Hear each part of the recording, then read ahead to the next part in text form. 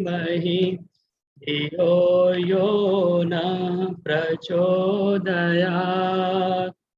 ॐ भूर्भुवः स्वः तत्सवितुर्वरेण्यं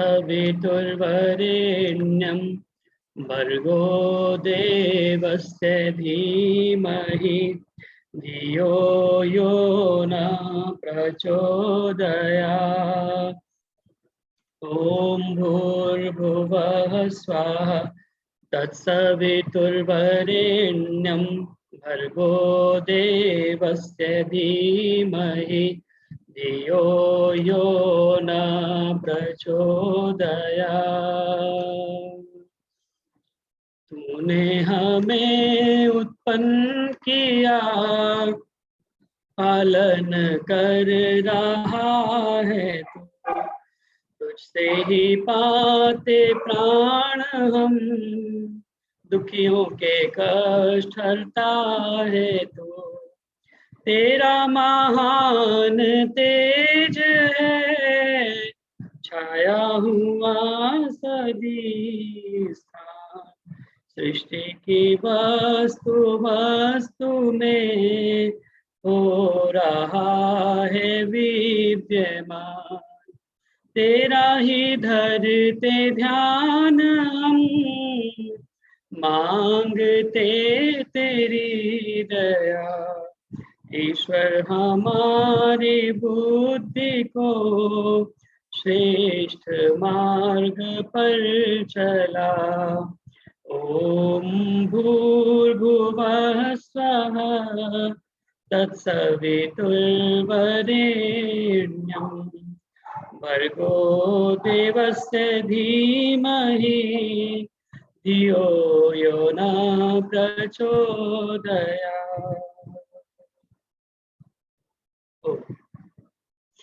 आप सभी का स्वागत और धन्यवाद आर्य केंद्रीय सभा नगर निगम क्षेत्र फरीदाबाद के साप्ताहिक सत्संग में, जो कि प्रत्येक रविवार प्रातः 9:30 बजे से 11 बजे तक और प्रत्येक शुक्रवार को शाम 4 बजे से 5:30 बजे तक होता है। कार्यक्रम का लिंक यही रहता है, तो आप इसी लिंक को प्रयोग करके इन दोनों दिन रविवार और शुक्रवार को कार्यक्रम से जुड़ सकते हैं। आप सभी ने इस कार्यक्रम में ज्वाइन किया, सभी का बहुत बहुत स्वागत और धन्यवाद। अनुराग गुप्ता जी, आशा जी, दर्शना वर्मा जी, पलवल से हमारे पिताजी, माताजी, किरण गांधी जी, मधु रैना जी, निर्मल जी, सुरेश मनचंदा जी, उषा पासी जी, वेद शर्मा जी, आप सभी का बहुत बहुत स्वागत और धन्यवाद इस कार्यक्रम में जुड़ने के लिए। आइए भजनों के क्रम को हम प्रारंभ करें। सर्वप्रथम मेरी प्रार्थना है आदरणीय डॉक्टर सोमदेव जी से, कृपया एक ईश्वर भक्ति के गीत के साथ में आज के कार्यक्रम को आप प्रारंभ कराएं। डॉक्टर सोमदेव जी, आप अपने आप को अनम्यूट कर लीजिए, आपका माइक बंद है। अभी आ रही है जी? हाँ जी, आ रही है। ठीक है जी। तो जो मैं भजन आपको सुनाने जा रहा हूँ, इसका मुखड़ा है, सुख भी मुझे प्यारे हैं, दुख भी मुझे प्यारे हैं, छोड़ू मैं किसे भगवान, दोनों ही हमारे हैं। शब्दों पे ध्यान देना। दुख की धूप कभी सर पर है, कभी तो है सुख की छाया, बदल बदल कर समय सभी पर बारी बारी आया। सुख भी मुझे प्यारे हैं, दुख भी मुझे प्यारे हैं, छोड़ूं मैं किसे भगवन, दोनों ही हमारे हैं। सुख भी मुझे प्यारे हैं, सुख दुख की दुनिया की गाड़ी को चलाते हैं, सुख दुख ही दुनिया की गाड़ी को चलाते हैं, सुख दुख ही हम सबको इंसान बनाते हैं, इंसान बनाते हैं। संसार की नदिया के दोनों ही किनारे हैं, छोड़ूं मैं किसे भगवन, दोनों ही हमारे हैं। सुख भी मुझे प्यारे हैं, दुख भी मुझे प्यारे हैं, छोड़ूं मैं किसे भगवन, दोनों ही हमारे हैं। दुख चाहे न कोई भी, सब सुख को तरसते हैं। दुख चाहे न कोई भी, सब सुख को तरसते हैं। दुख में सब रोते हैं, सुख में सब हंसते हैं। सुख में सब हंसते हैं, सुख मिले उसके पीछे, दुख ही तो सहारे हैं। छोड़ूं मैं किसे भगवन, दोनों ही हमारे हैं। सुख भी मुझे प्यारे हैं, दुख भी मुझे प्यारे हैं। सुख में तेरा शुक्र करूं, दुख में फरियाद करूं। सुख में तेरा शुक्र करूं, दुख में फरियाद करूं। जिस हाल में रखे मुझे, मैं तुझको याद करूं। मैं तुझको याद करूं। मैंने तो तेरे आगे ये हाथ पसारे हैं। छोड़ूं मैं किसे भगवन, दोनों ही हमारे हैं। सुख भी मुझे प्यारे हैं, दुख भी मुझे प्यारे हैं। छोड़ूं मैं किसे भगवन, दोनों ही हमारे हैं। दोनों ही हमारे हैं। बहुत बहुत धन्यवाद डॉक्टर सोमदेव जी। सुख भी मुझे प्यारे हैं, दुख भी मुझे प्यारे हैं, छोड़ूं मैं किसे भगवन, दोनों ही हमारे हैं। बहुत से लोग कहते हैं दोनों ही तुम्हारे हैं। उस परमपिता परमात्मा के दिए हुए हैं, लेकिन हैं तो हमारे ही। जैसे हम कर्म करते हैं वैसे ही हमें परिणाम मिलते हैं। तो जो सुख हैं वो भी हमारे हैं, जो दुख हैं वो भी हमारे हैं, और हमारे हैं और हम ही को वो काटने हैं। देह धरे का दंड है, हर काहू को होए, ज्ञानी भुगते ज्ञान से और मूर्ख भुगते रोए। चाहे आप रो पीट कर उन्हें काट लीजिए, चाहे हंस करके काट लीजिए, लेकिन जो हमारे कर्मों के अनुसार हमें मिला है वो हमें भोगना निश्चित रूप से पड़ेगा। बहुत बहुत धन्यवाद। बहुत सुंदर गीत आपने कार्यक्रम के प्रारंभ में सुनाया। बहुत बहुत धन्यवाद डॉक्टर सोमदेव जी। इस बीच में हमारे मध्य में आदरणीय माता नीलम धमीजा जी चंडीगढ़ से जुड़ी हैं, बहुत धन्यवाद। आदरणीय अंजना चावला जी रानीबाग से हमारे मध्य उपस्थित हैं, बहुत बहुत धन्यवाद और स्वागत ज्वाइन करने के लिए। आदरणीय राम सिंह वर्मा जी भरतपुर से, अनीता आर्या जी मुरादाबाद से, फेसबुक के माध्यम से बहन अर्चना जावा जी ऑस्ट्रेलिया सिडनी से इस कार्यक्रम से जुड़ी हुई हैं। आदरणीय सुरेंद्र आर्य जी पुणे से इस कार्यक्रम को देख रहे हैं, बहुत बहुत धन्यवाद सभी का इस कार्यक्रम से जुड़ने के लिए। नीलम सैनी जी, निर्मल जी, आप सभी का बहुत बहुत स्वागत और धन्यवाद इस कार्यक्रम से जुड़ने के लिए। आइए भजनों की श्रृंखला को आगे बढ़ाते हुए मेरी प्रार्थना है, वेदिका हमारे मध्य में उपस्थित है आज, क्योंकि विशेष रूप से कृष्ण जन्माष्टमी का पर्व हम मना रहे हैं और भगवान श्री कृष्ण से संबंधित गीत विशेष रूप से आज इस कार्यक्रम में होंगे। तो मेरी प्रार्थना है वेदिका से आप सभी को कृष्ण जन्माष्टमी की हार्दिक शुभकामनाएं भी मैं प्रेषित करता हूं। प्रार्थना है वेदिका से कि वो भगवान कृष्ण से संबंधित अपना भजन सुनाए वेदिका आर्या। और सभी को उसके बाद में माता अंजना चावला जी कृपया तैयार रहेंगे।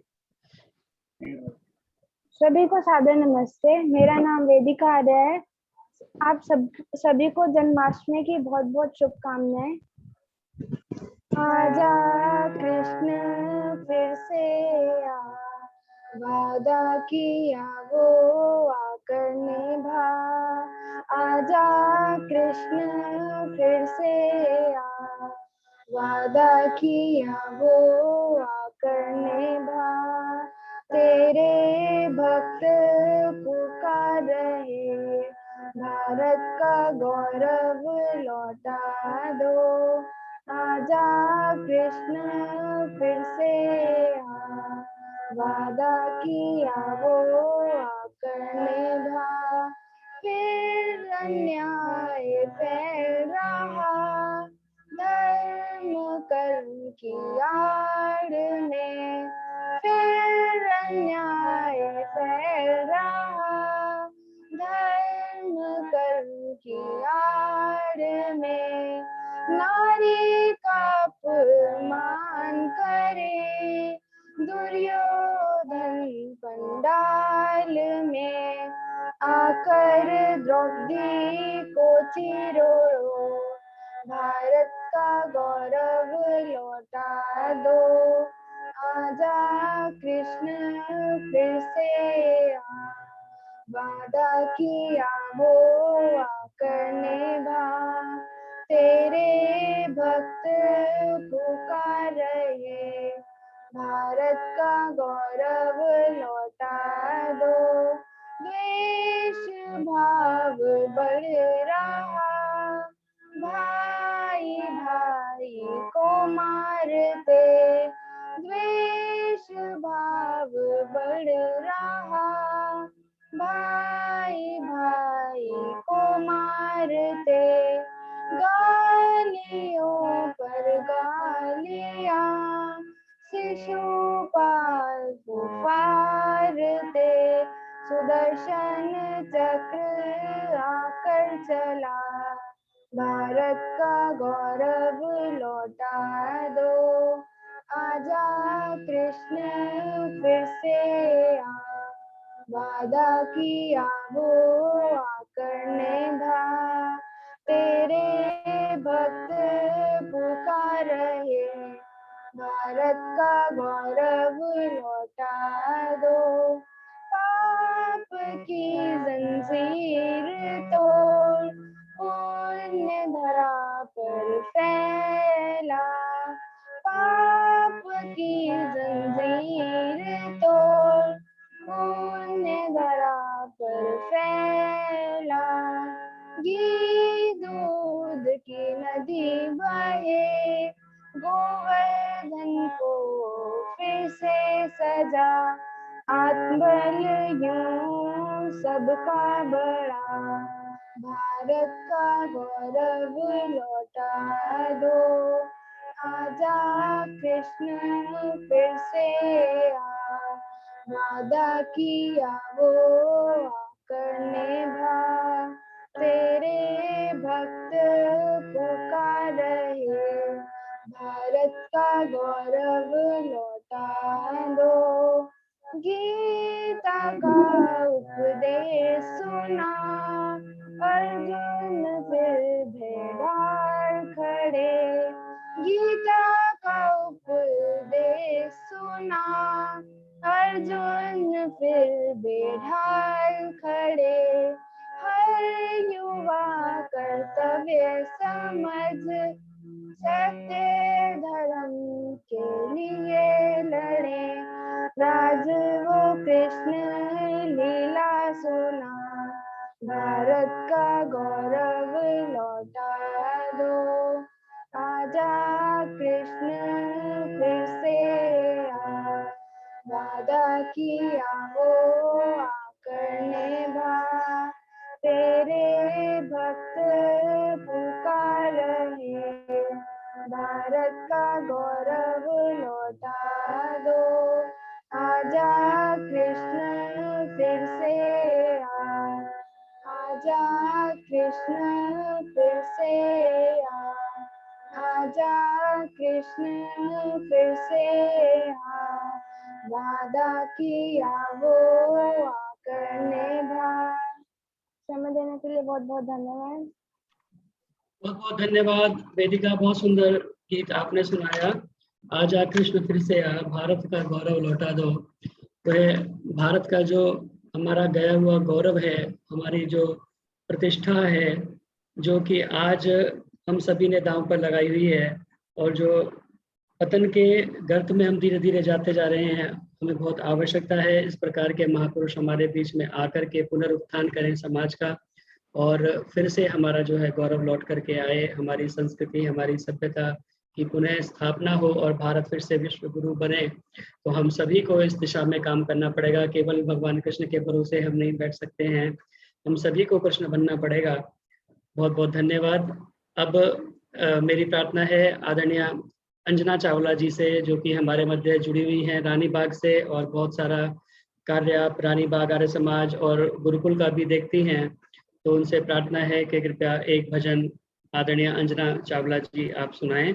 और उसके पश्चात में दर्शना वर्मा जी हमारे मध्य जुड़ी हुई हैं, शिक्षा शर्मा जी गुरदासपुर से हमारे मध्य उपस्थित हैं, सुशील कुमार राणा जी, दुर्गा देवी ग्रोवर जी रानी बाग से, आप सभी का भी बहुत बहुत स्वागत और धन्यवाद ज्वाइन करने के लिए। तो अभी अंजना चावला जी अपना गीत सुनाएं, और उसके बाद में दर्शना वर्मा जी कृपया तैयार रहें। और भी किसी को विशेष जन्माष्टमी का कोई सुनाना हो तो आप चैट में लिख सकते हैं।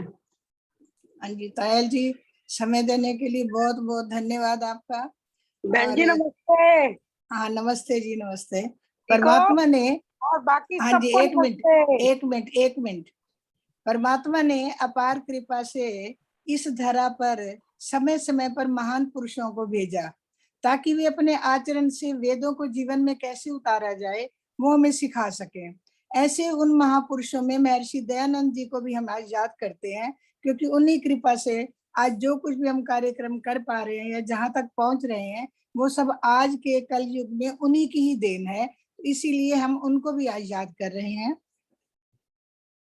ऋषिवर दयानंद जगाने को आए, ऋषिवर दयानंद जगाने को आए, वो मानव का संकट मिटाने को आए, वो मानव का संकट मिटाने को आए।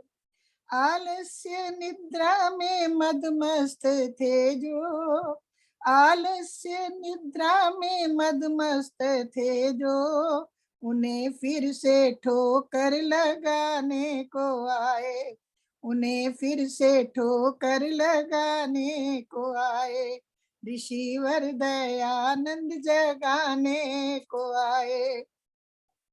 जो थे भूल बैठे ऋषियों की वाणी, जो थे भूल बैठे ऋषियों की वाणी, उन्हें वेद अमृत पिलाने को आए, उन्हें वेद अमृत पिलाने को आए। ऋषिवर दयानंद जगाने को आए। सुनी थी कहानी अनाथों की उसने, सुनी थी कहानी अनाथों की उसने, उन्हीं को गले से लगाने को आए, उन्हीं को गले से लगाने को आए। ऋषिवर दयानंद जगाने को आए। भलाई का बदला भला हमने दिया क्या, भलाई का बदला भला हमने दिया क्या, ऋषिवर को हम तो विष पिलाने के आए, ऋषिवर को हमने विष पिलाने को आए। ऋषिवर दयानंद जगाने को आए, ऋषिवर दयानंद जगाने को आए। वो मानव का संकट मिटाने को आए, वो मानव का संकट मिटाने को आए। बहुत बहुत धन्यवाद आप सबका, बहुत बहुत धन्यवाद। बहुत बहुत धन्यवाद आदरणीय अंजना चावला जी, बहुत सुंदर ऋषि का गीत आपने सुनाया। और ऋषि वास्तव में इस संसार में इसी कार्य को करने के लिए आए थे। पीकर गरल संसार को अमृत पिला के देख, कोई उनके जैसा बनकर के देखे, कोई उनके जैसा विष पी करके देखे। पीकर गरल संसार को अमृत पिला के देख, तू अपने आप को जरा शंकर बना के देख। किस काम का आकाश पे बादल सा गरजना, किस काम का आकाश पे बादल सा गरजना, जीवन को बरसता हुआ बादल बना के देख, जीवन को बरसता हुआ बादल बना के देख। उस महर्षि स्वामी दयानंद सरस्वती के ऋण का हम ऋण को से उऋण होने के लिए उसके बताए हुए मार्ग पर हम चलें, उसके जो काम छोड़े हुए हैं अधूरे उनको पूरा करने की दिशा में काम करें। यही हमारा वास्तव में उस ऋषि के प्रति सच्चा एक तरह से श्रद्धांजलि होगी। उसका कृतज्ञता का जो भाव हम रखते हैं उसका वास्तव में यही परिचय होगा। बहुत बहुत धन्यवाद। अब प्रार्थना है दर्शना वर्मा जी से, कृपया वो अपना भजन सुनाएं। और उसके बाद में लाज गुप्ता जी पलवल से उपस्थित हैं, उनसे प्रार्थना है कि वो एक कृष्ण संबंधित भजन के लिए तैयार रहेंगी। लाज गुप्ता जी, इसके बाद में दर्शना वर्मा जी। और इस बीच में हमारे मध्य में भाई संजय राचावल जी नांदेड़ महाराष्ट्र से जुड़े हैं, उनका भी बहुत बहुत स्वागत और धन्यवाद। दर्शना वर्मा जी सुनाएं। सबको नमस्ते और जन्माष्टमी की सबको बहुत बधाई। ये गीत में मीरा जी का लिखा हुआ, वो उनके भक्ति में ही गाती थी, तो मैं ये गा रही हूँ। बनवारी रे जीने का सहारा तेरा नाम रे, मुझे दुनिया वालों से क्या काम रे। बनवारी रे जीने का सहारा तेरा नाम रे, मुझे दुनिया वालों से क्या काम रे। झूठी दुनिया झूठे बंधन, झूठी है ये माया। झूठी दुनिया झूठे बंधन, झूठी है ये माया।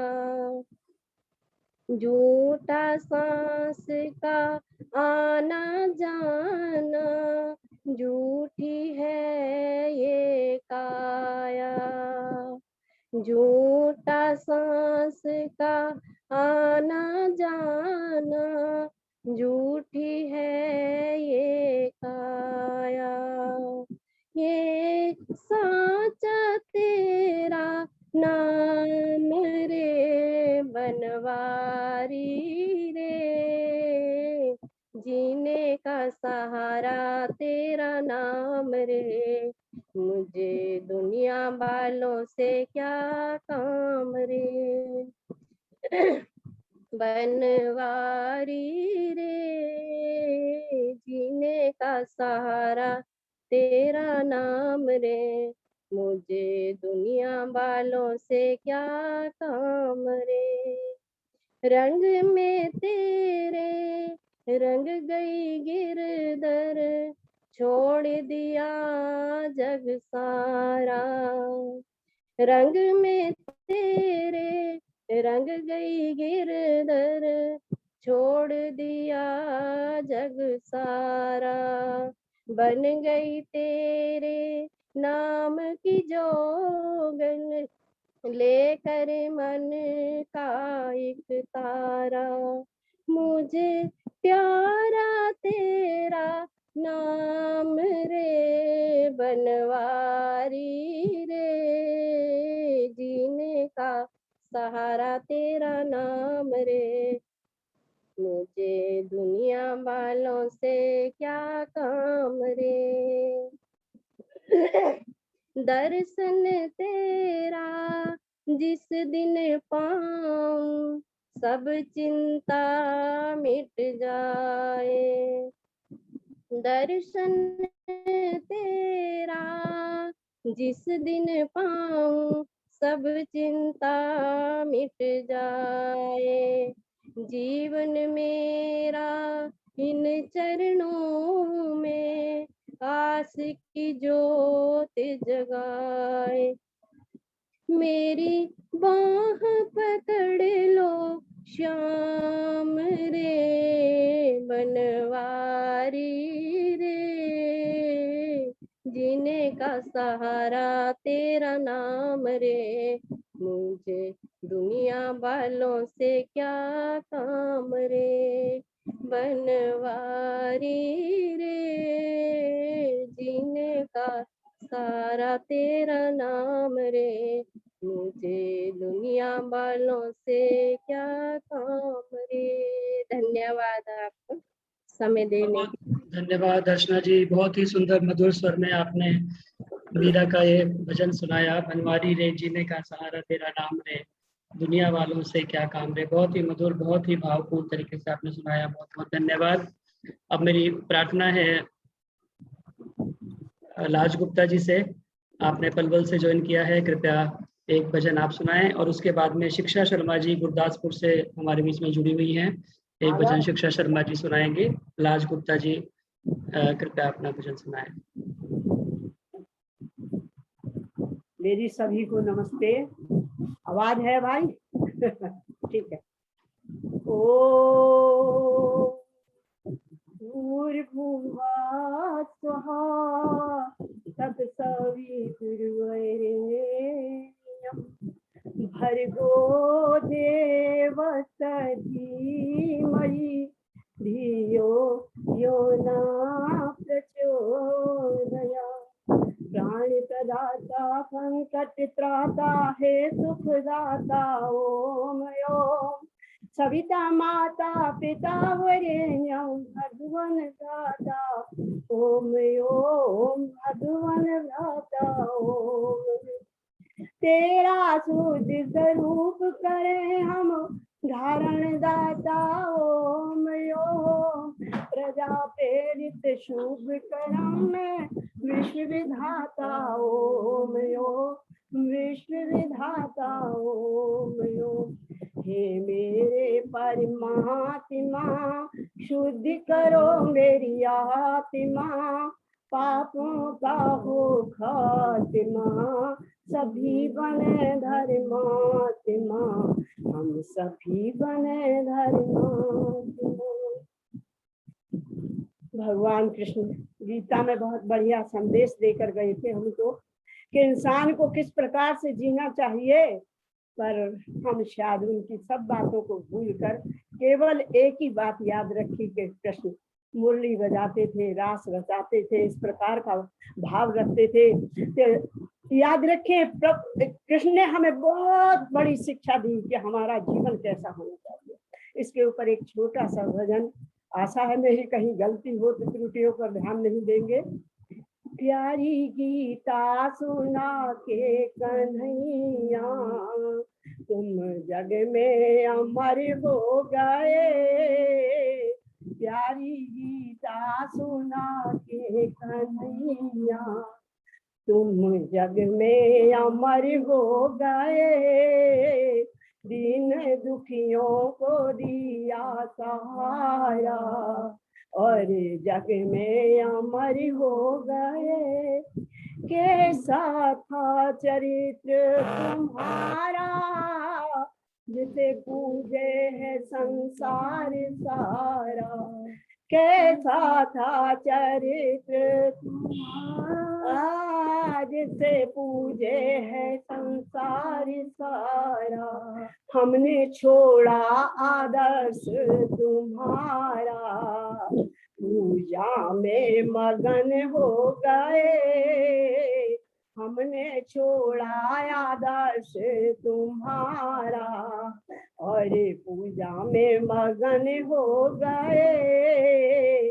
प्यारी गीता सुना के कन्हैया, तुम जग में अमर हो गए। तुमने गीता में यही बताया, 5 यज्ञों का करना धर्म है। तुमने गीता में यही बताया, 5 यज्ञों का करना धर्म है। पांच याजे तो करते नहीं है, पूजा में मगन हो गए। पांच याजे तो करते नहीं है, पूजा में मगन हो गए। प्यारी गीता सुना के कन्हैया, तुम जग में अमर हो गए। तुमने जीवन में गायत्री को गाया, गायत्री मंत्र महान बताया। तुमने जीवन में गायत्री को गाया, गायत्री मंत्र महान बताया। गायत्री मंत्र जपते नहीं है, में मगन हो गए। गायत्री मंत्र जपते नहीं है, गुरु मंत्रों में जगन हो गए। प्यारी गीता सुना के तुम जग में अमर हो गए। दीन दुखियों को दिया सहारा, और जग में अमर हो गए। आती माये अजर और अमर है, कभी मरती न गलती न सड़ती। आती माये अजर और अमर है, कभी मरती न गलती न सड़ती। पांच तत्वों से बना ये पुतला, सजने में मगन हो गए। पांच तत्वों से बना ये पुतला, उसके सजने में मगन हो गए। प्यारी गीता सुना के कन्हैया, तुम जग में अमर हो गए। दीन दुखियों को दिया सहारा, और जग में अमर हो गए। ब्राह्मण क्षत्रिय कहलामे, और भूतों से भय खामे। ब्राह्मण क्षत्रिय कहलामे, और भूतों से भय खामे। ब्रह्मो तेज और बाल नहीं है, कायर बनने में मगन हो गए।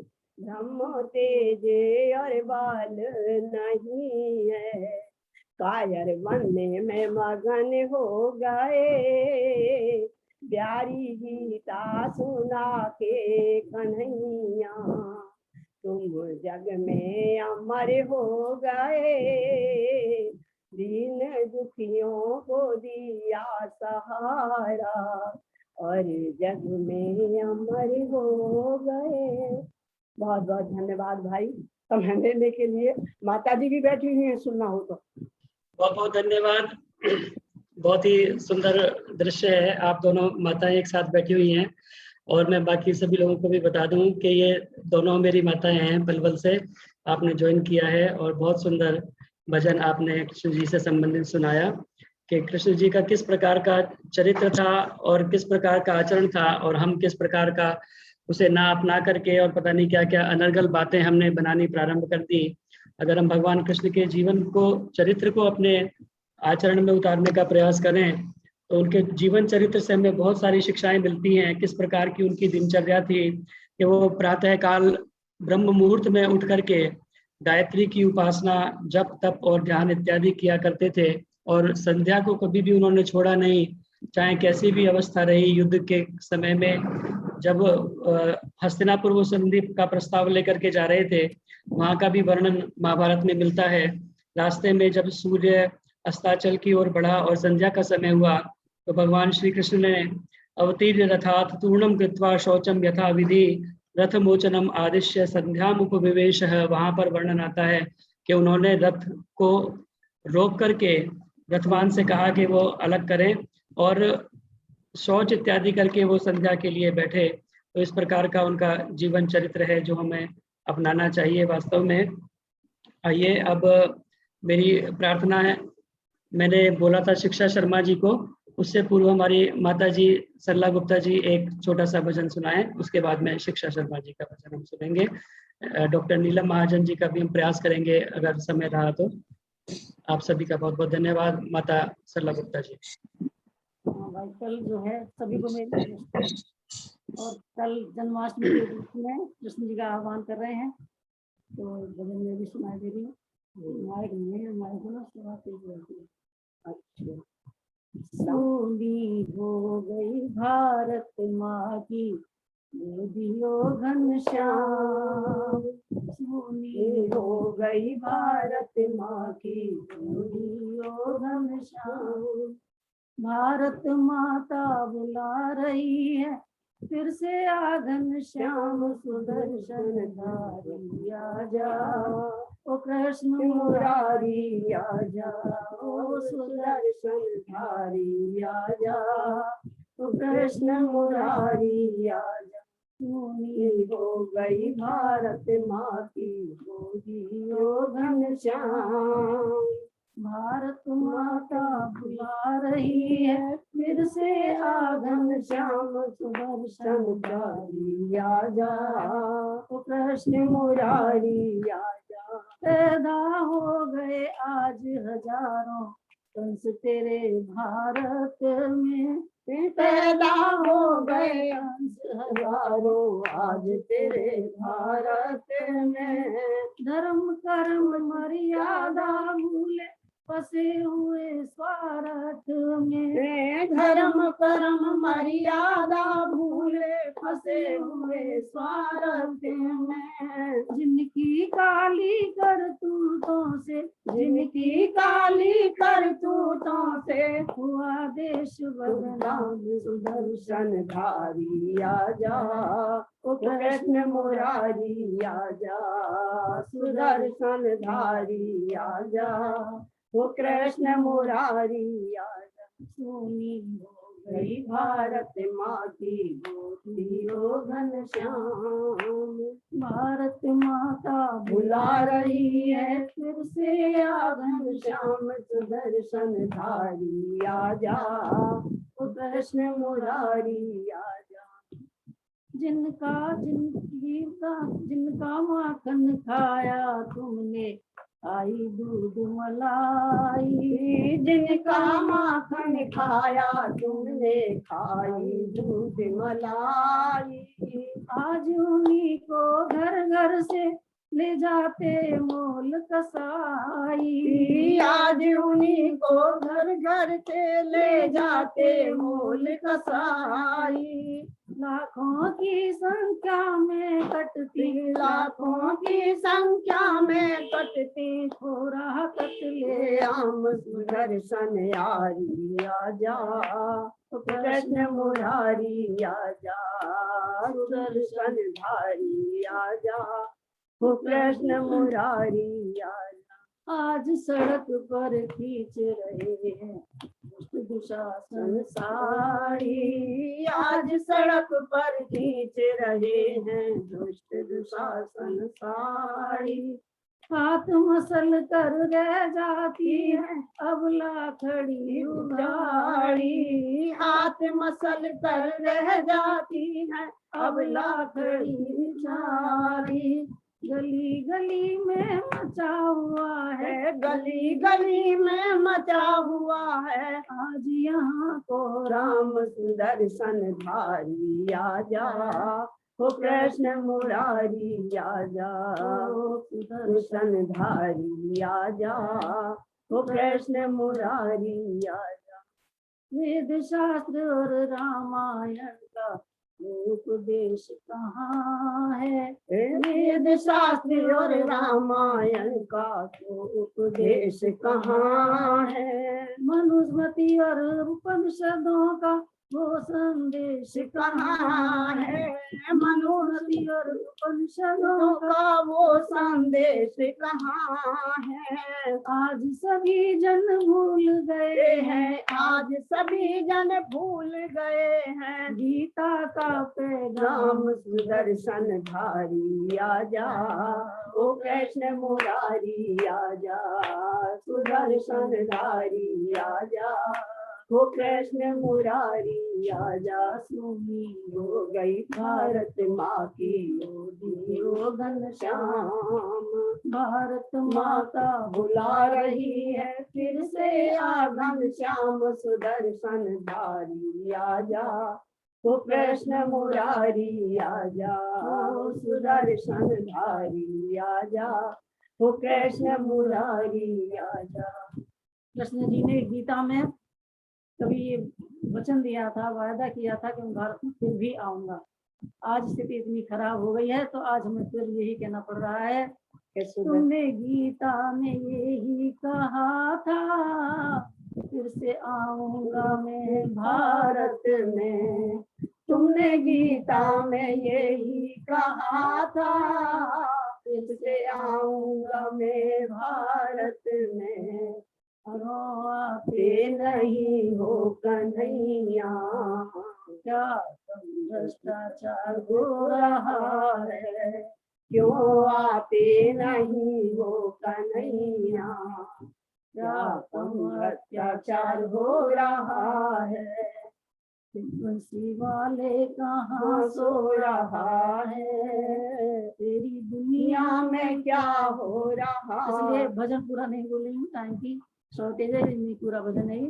तो मैंने एक शॉर्ट में बात कही है कि आज हमें कृष्ण की ऐसी जरूरत हो रही है, इतना बुरा हाल है जमाने में, संसार में, दुनिया में, सभी में बुरा हाल हो रहा है। तो आज कृष्ण की फिर जरूरत है, प्रार्थना है, कृष्ण से हम आह्वान करते हैं कि फिर भारत में आए। बहुत बहुत धन्यवाद। जोड़ी बहुत धन्यवाद माता जी।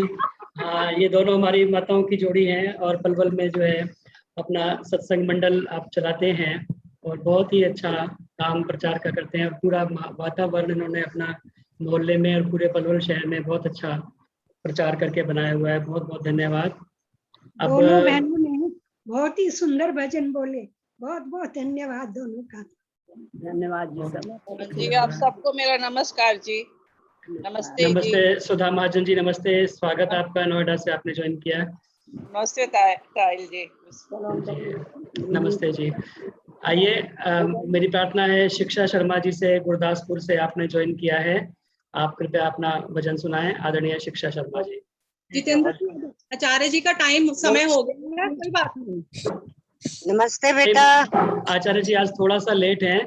आचार्य जी आज आदर्श नगर आर्य समाज में उनका कार्यक्रम है तो 5-10 मिनट लेट होंगे, तो इस बीच में आप बोल सकती हैं। माता रुक्मणी जी आर्य समाज से वापस आ रही हैं। प्रधान जी शिव कुमार कुटेजा जी, मैं भी भजन बोल सकती हूँ। हाँ जी, संतोष जसूजा जी नमस्ते। नमस्ते जी। मैं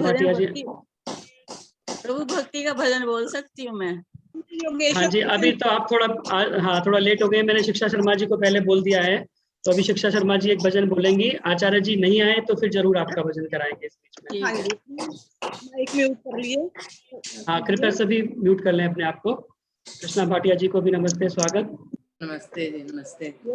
श्री कृष्ण जी के जन्म दिवस के पावन परम जन्माष्टमी की आप सभी को बहुत बहुत बधाई। उन्हीं की को समर्पित एक गीत।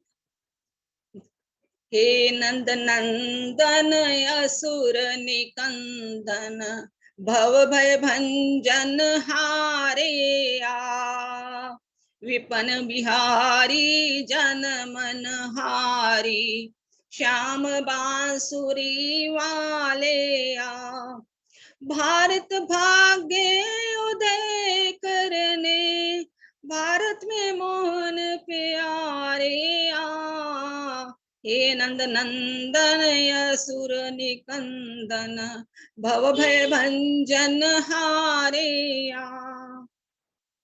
पहले भी माधव रिपुसूदन, तूने हमें उभारा था, दुष्टों के दल दमन हेतु कर चक्र सुदर्शन धारा था।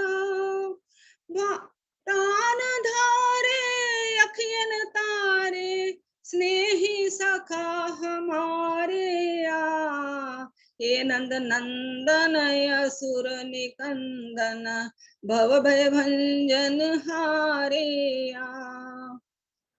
अहो कभी इस पुण्य भूमि में था कैसा आनंद अपार उस मथुरा जन्म भूमि वृंदावन की टुक दशा निहार भक्त जनों के और कवियन के मन मंदिर उजियारे हे नंद नंदन असुर निकंदन भव भय भंजन हारे युद्ध क्षेत्र में पांडुपुत्र अर्जुन ने जब मुख मोड़ लिया उसी समय योगेश्वर तूने अमृतमय सन उपदेश दिया वही सुदर्शन चक्र चलाकर दुखियों के दुख हारे हे नंद नंदन असुर निकंदन भव भय भंजन हारे विपनि बिहारी जन मन हारी श्याम बांसुरी वारे भारत भागे उदय करने को भारत में मोहन प्यारे हे नंद नंदन असुर निकंदन भव भय भंजन हारे धन्यवाद जी समय देने के लिए। बहुत बहुत धन्यवाद शिक्षा शर्मा जी, बहुत सुंदर गीत, बहुत सुंदर भजन आपने सुनाया। गुरदासपुर पंजाब से आप हमारे मध्य जुड़ी हैं, बहुत बहुत स्वागत और धन्यवाद कार्यक्रम से जुड़ने के लिए। आदरणीय अमृतपाल शर्मा जी का भी बहुत बहुत धन्यवाद, स्वागत।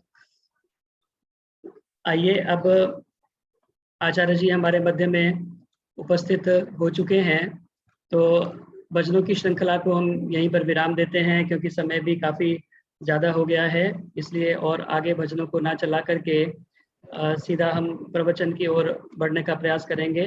कृष्ण जन्माष्टमी की पर्व की आप सभी को एक बार पुनः हार्दिक शुभकामनाएं और आप सभी का पुनः एक बार स्वागत। इस कार्यक्रम से जुड़ने के लिए बहुत सारे गणमान्य लोग यहाँ पर उपस्थित हैं।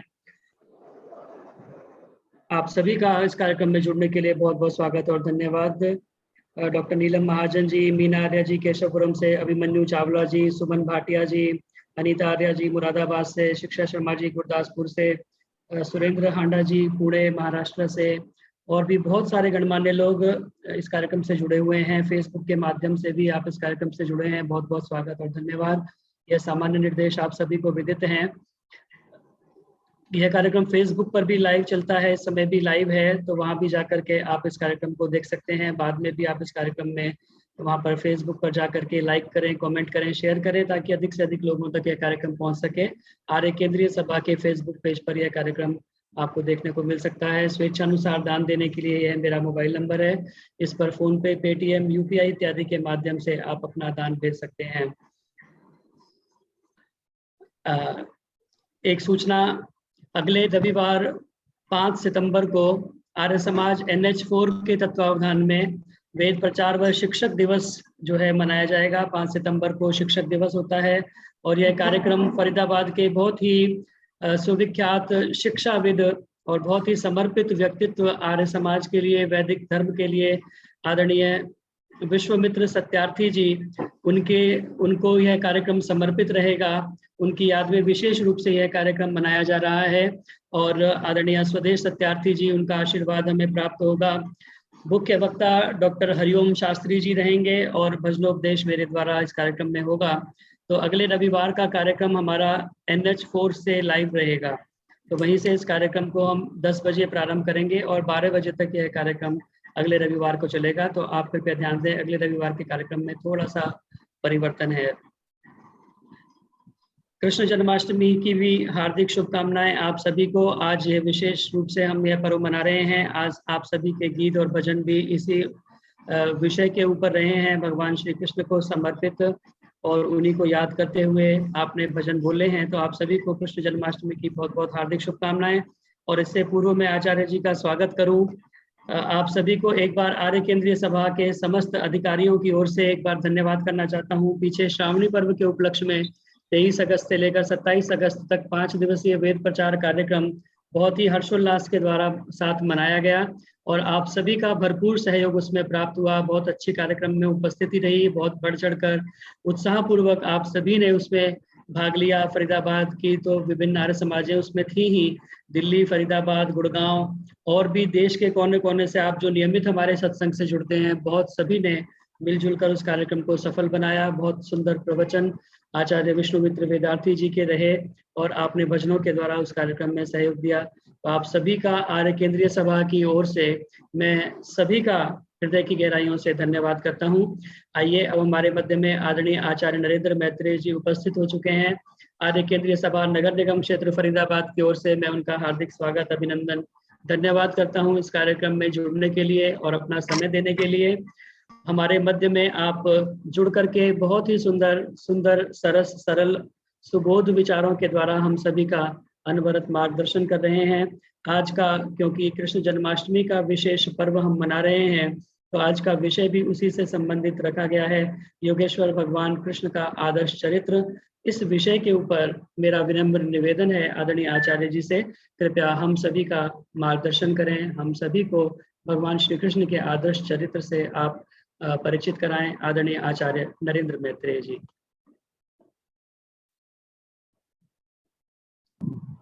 धन्यवाद जितेंद्र जी। नमस्ते। नमस्ते आचार्य जी। आवाज आ रही? जी आ रही है। नमस्ते आचार्य जी, मैं सुधा महाजन नोएडा से बोल रही हूँ। हाँ जी नमस्ते जी। थाना नोएडा से, अरुण विहार के समाज से। बहुत बहुत शुभकामनाएं आप सबको।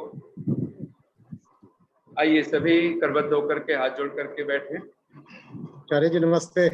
नमस्ते जी, नमस्ते सभी को, बहुत बहुत साधुवाद, बहुत बहुत शुभकामनाएं। ओम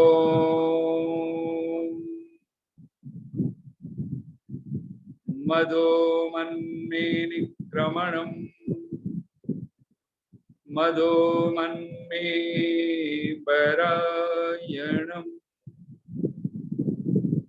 वाचा वदामि मधुमत् भूयासं मधुसदृश।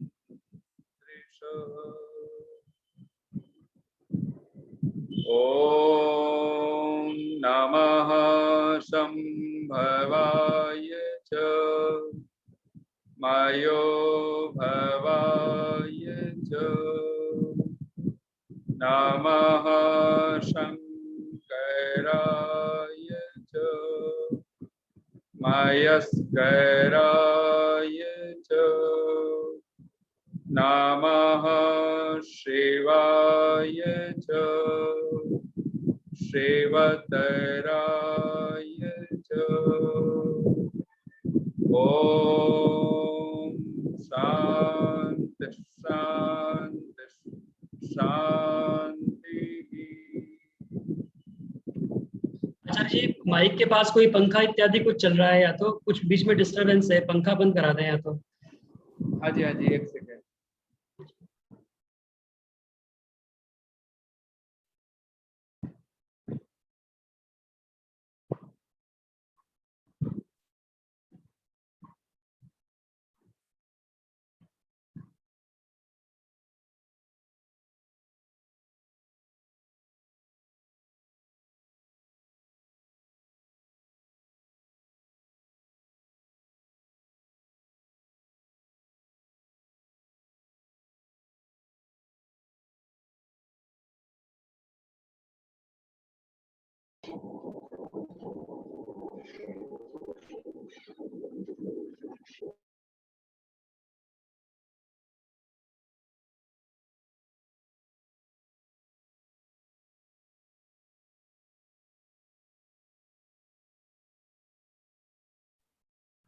आज आचार्य जी आदर्श नगर आर्य समाज के कार्यक्रम में हैं, तो वहीं से आज अपना उद्बोधन देंगे।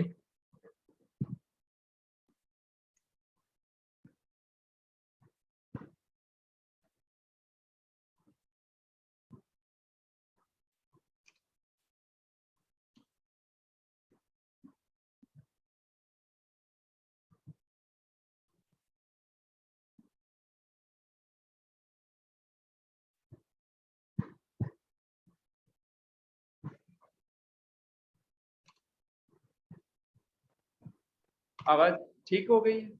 हाँ जी, अब एकदम ठीक है। पता है वो असल में वो पंखा चल रहा था बहुत तेज। चलिए, इतनी डिस्टरबेंस, और भगवान कृष्ण का जन्म दिवस मनाना है तो कुछ तो होना ही है, क्योंकि उनका जन्म भी आसान नहीं था। माता पिता जन्म के बाद भी कारागार से मुक्त नहीं हुए थे, कम से कम उनके जन्म के बाद भी 12 वर्षों तक। आइए पूरी श्रद्धा के साथ सभी नगर निगम क्षेत्र, आर्य समाज फरीदाबाद के सभी अधिकारी वर्ग, महिला समाज, पुरुष समाज और सभी पूरे भारतवर्ष के सभी प्रांतों से, दिल्ली आदि से और देश से विदेश से उपस्थित सभी धर्मप्रिय सज्जनों, मातृशक्ति,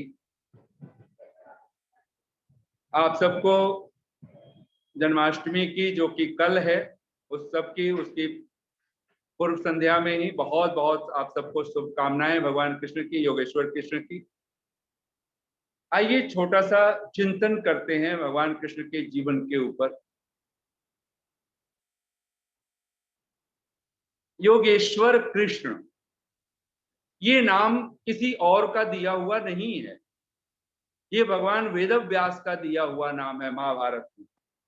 और भगवत गीता में जो भगवान कृष्ण के संदेश के नाम से हम जिसको जानते हैं, पूरी भगवत गीता, जिसमें कृष्ण और अर्जुन का संवाद है और एक तरफ संजय धृतराष्ट्र को ये पूरी चर्चा जो भगवान कृष्ण के और अर्जुन का संवाद होता है, उस पूरी संवाद को सुनाते हैं वो, तो धृतराष्ट्र को सुना रहे होते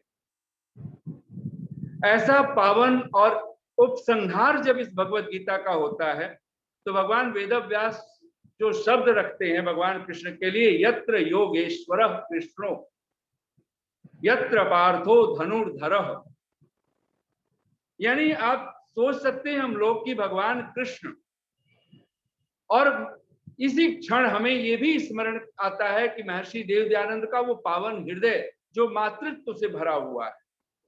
जैसे हम लोग बचपन में, अब तो माताएं क्या बोलती हैं पता नहीं, लेकिन पुराने जमाने में जब माताएं बहुत दुखी होती थी अपने किसी बच्चे की शैतानियत से, अथवा कभी वो इतना कुढ़ जाती थी, दुखी हो जाती थी कि मेरे घर में कोई नालायक पैदा हो गया, और अपना ना भी हो दूसरे का भी हो, तो कहते थे इससे तो अच्छा होता या तो मैं मर जाती या ये मेरे गर्भ में मर गया होता, या जिसके गर्भ से जन्म लिया है उसके गर्भ में ही क्यों नहीं नष्ट हो गया।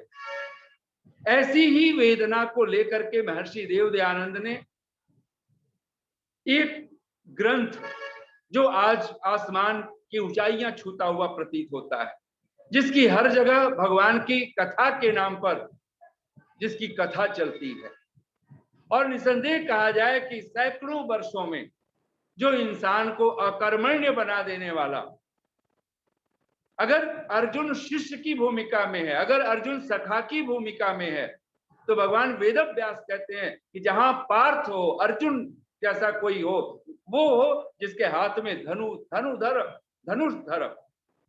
जिसके हाथ में धनुष है, जिसके हाथ में प्रत्यंचा है, जिसके हाथ में गांडीव धनुष है।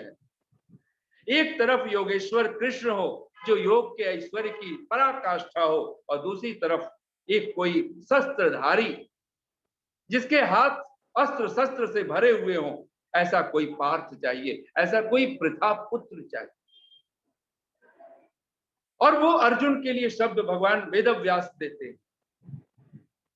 लेकिन वो भागवत पुराण पढ़ते पढ़ते, सुनते सुनते, आज भगवान कृष्ण का वो जो पावन चरित्र है, वो जो उदात्त चरित्र है, वो कहीं गायब हो चुका है।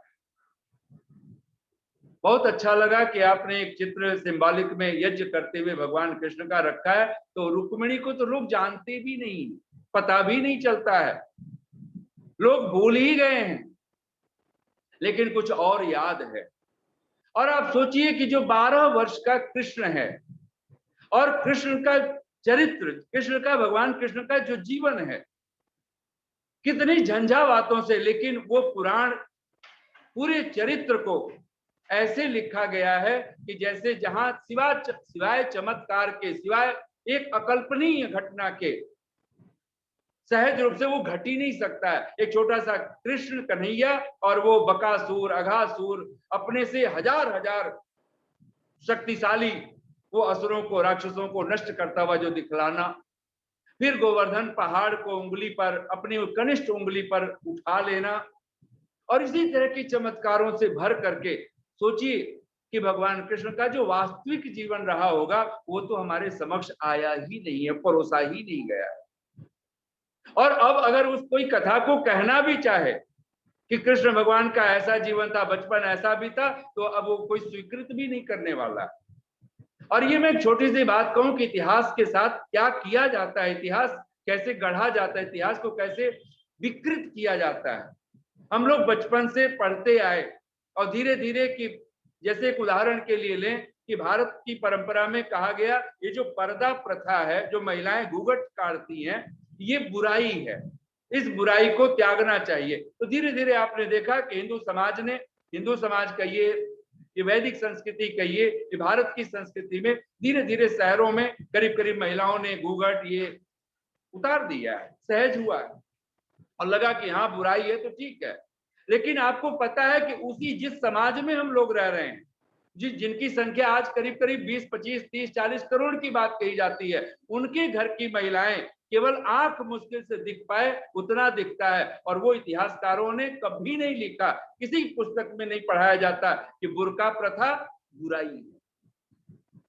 तलाक को कहीं बुराई कह करके नहीं दिखलाया गया, कहीं कुछ और हलाला उलाला कुछ होता है उसकी चर्चा कहीं नहीं की गई। हमारे वहां सती प्रथा, जबकि हम लोग तो उस परंपरा के हैं कि जहां पर राम जी के पिताजी की अगर अंत्येष्टि हो जाता है, निधन होता है, तो माता कौशल्या, माता सुमित्रा, माता कैकेयी वो वैधव्य धारण कर लेती हैं, वानप्रस्थ आश्रम जैसा जीवन जीती हैं। लेकिन वो कोई ऐसे तो नहीं होता है कि जल मर जाती है। लेकिन फिर भी सती प्रथा का एक समर्थन, और उसको भी हमारी समाज ने धीरे धीरे त्याग दिया, छोड़ दिया, कहा ये बुराई है। लेकिन लिखने वाले कौन होते? आज कुछ लेखक उन्होंने, और ऐसे ही दिखलाया गया, ऐसे ही लिखा गया, धर्मनिरपेक्षता, भारत को धर्मनिरपेक्ष बना दिया। लेकिन कोई है जो अपने धर्म की चर्चा करता, अपने मदरसे खोल के बैठा हुआ है, तो आप सोच सकते हो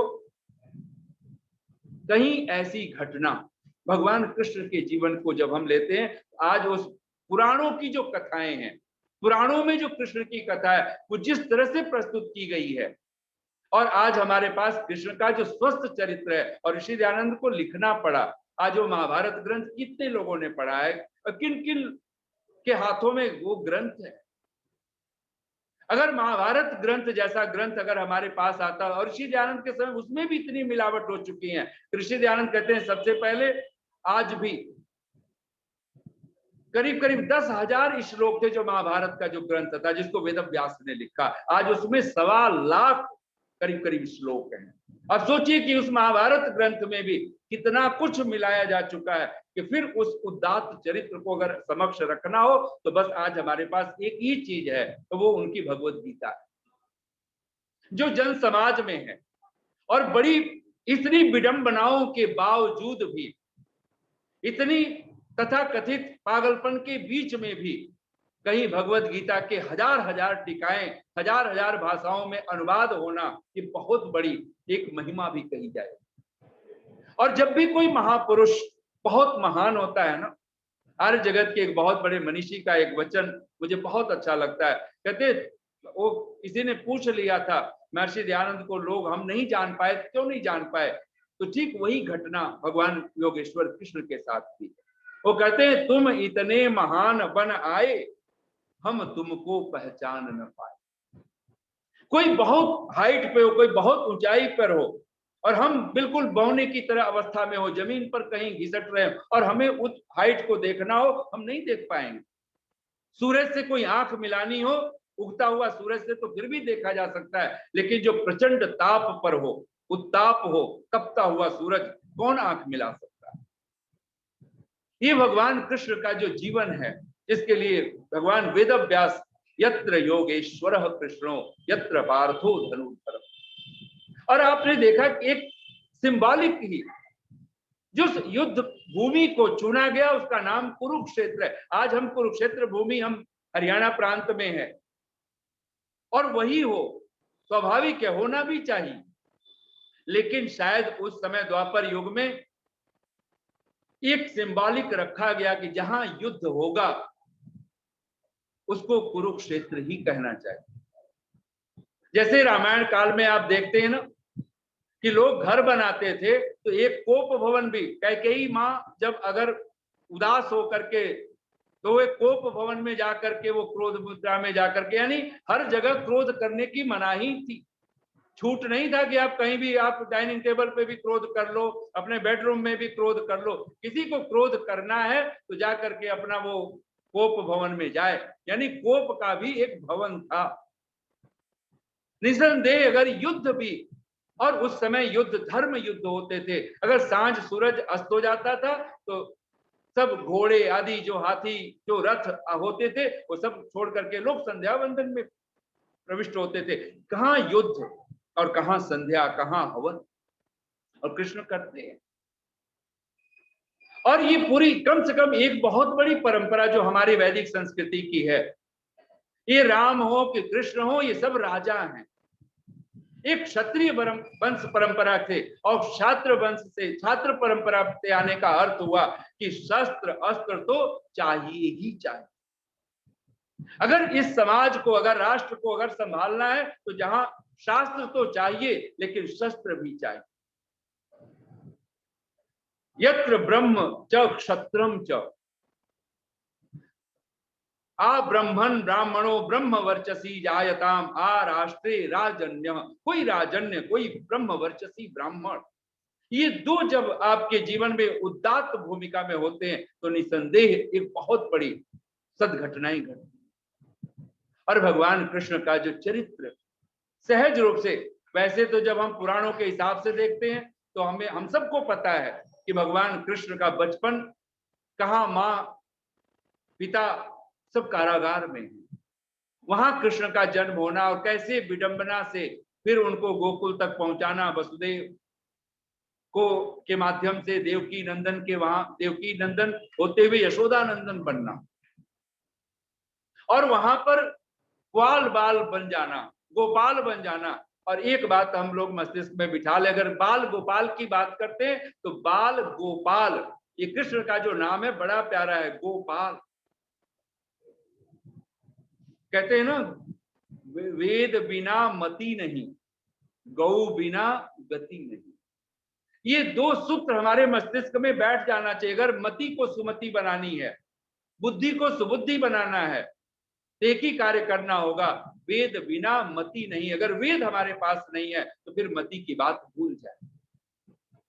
और गौ बिना गति नहीं, अगर गौ नहीं हमारे जीवन में तो फिर गति की बात भूल जाए। कम से कम ये जो गौ पशु है, जिसका दूध, जिसका घृत, जिसका दधी सब, और यहां तक जिसका मल मूत्र भी औषधि है, जिसको घर आंगन में बसा देने की बात थी, वो बात हम कहीं भूल बैठे हों। तो एक बात आज अगर हम सचमुच में कृष्ण की बात करते हैं तो बाल गोपाल कृष्ण की बात अवश्य मस्तिष्क में आए। और इसलिए गोवर्धन पहाड़ हो कि ना हो मुझे नहीं पता, लेकिन गाय का वर्धन, गोवर्धन शब्द अगर हो तो गोवर्धन, शायद वहां गौ में बहुत घास वास चढ़ती रही होंगी, वो आज भी पहाड़ तो हम लोगों ने भी देखा है। गोवर्धन पर्वत कौन, यहाँ से कोई दिल्ली से बहुत दूर तो नहीं है ना। आप मथुरा जाते हो, लोग उसकी परिक्रमा करते हो, उस पहाड़ की, उस छोटे से भूभाग की, लेकिन उस पर गौएं चलती होंगी, शायद गायों की संख्या कृष्ण ने बढ़ाई होगी, और बढ़ाई होगी।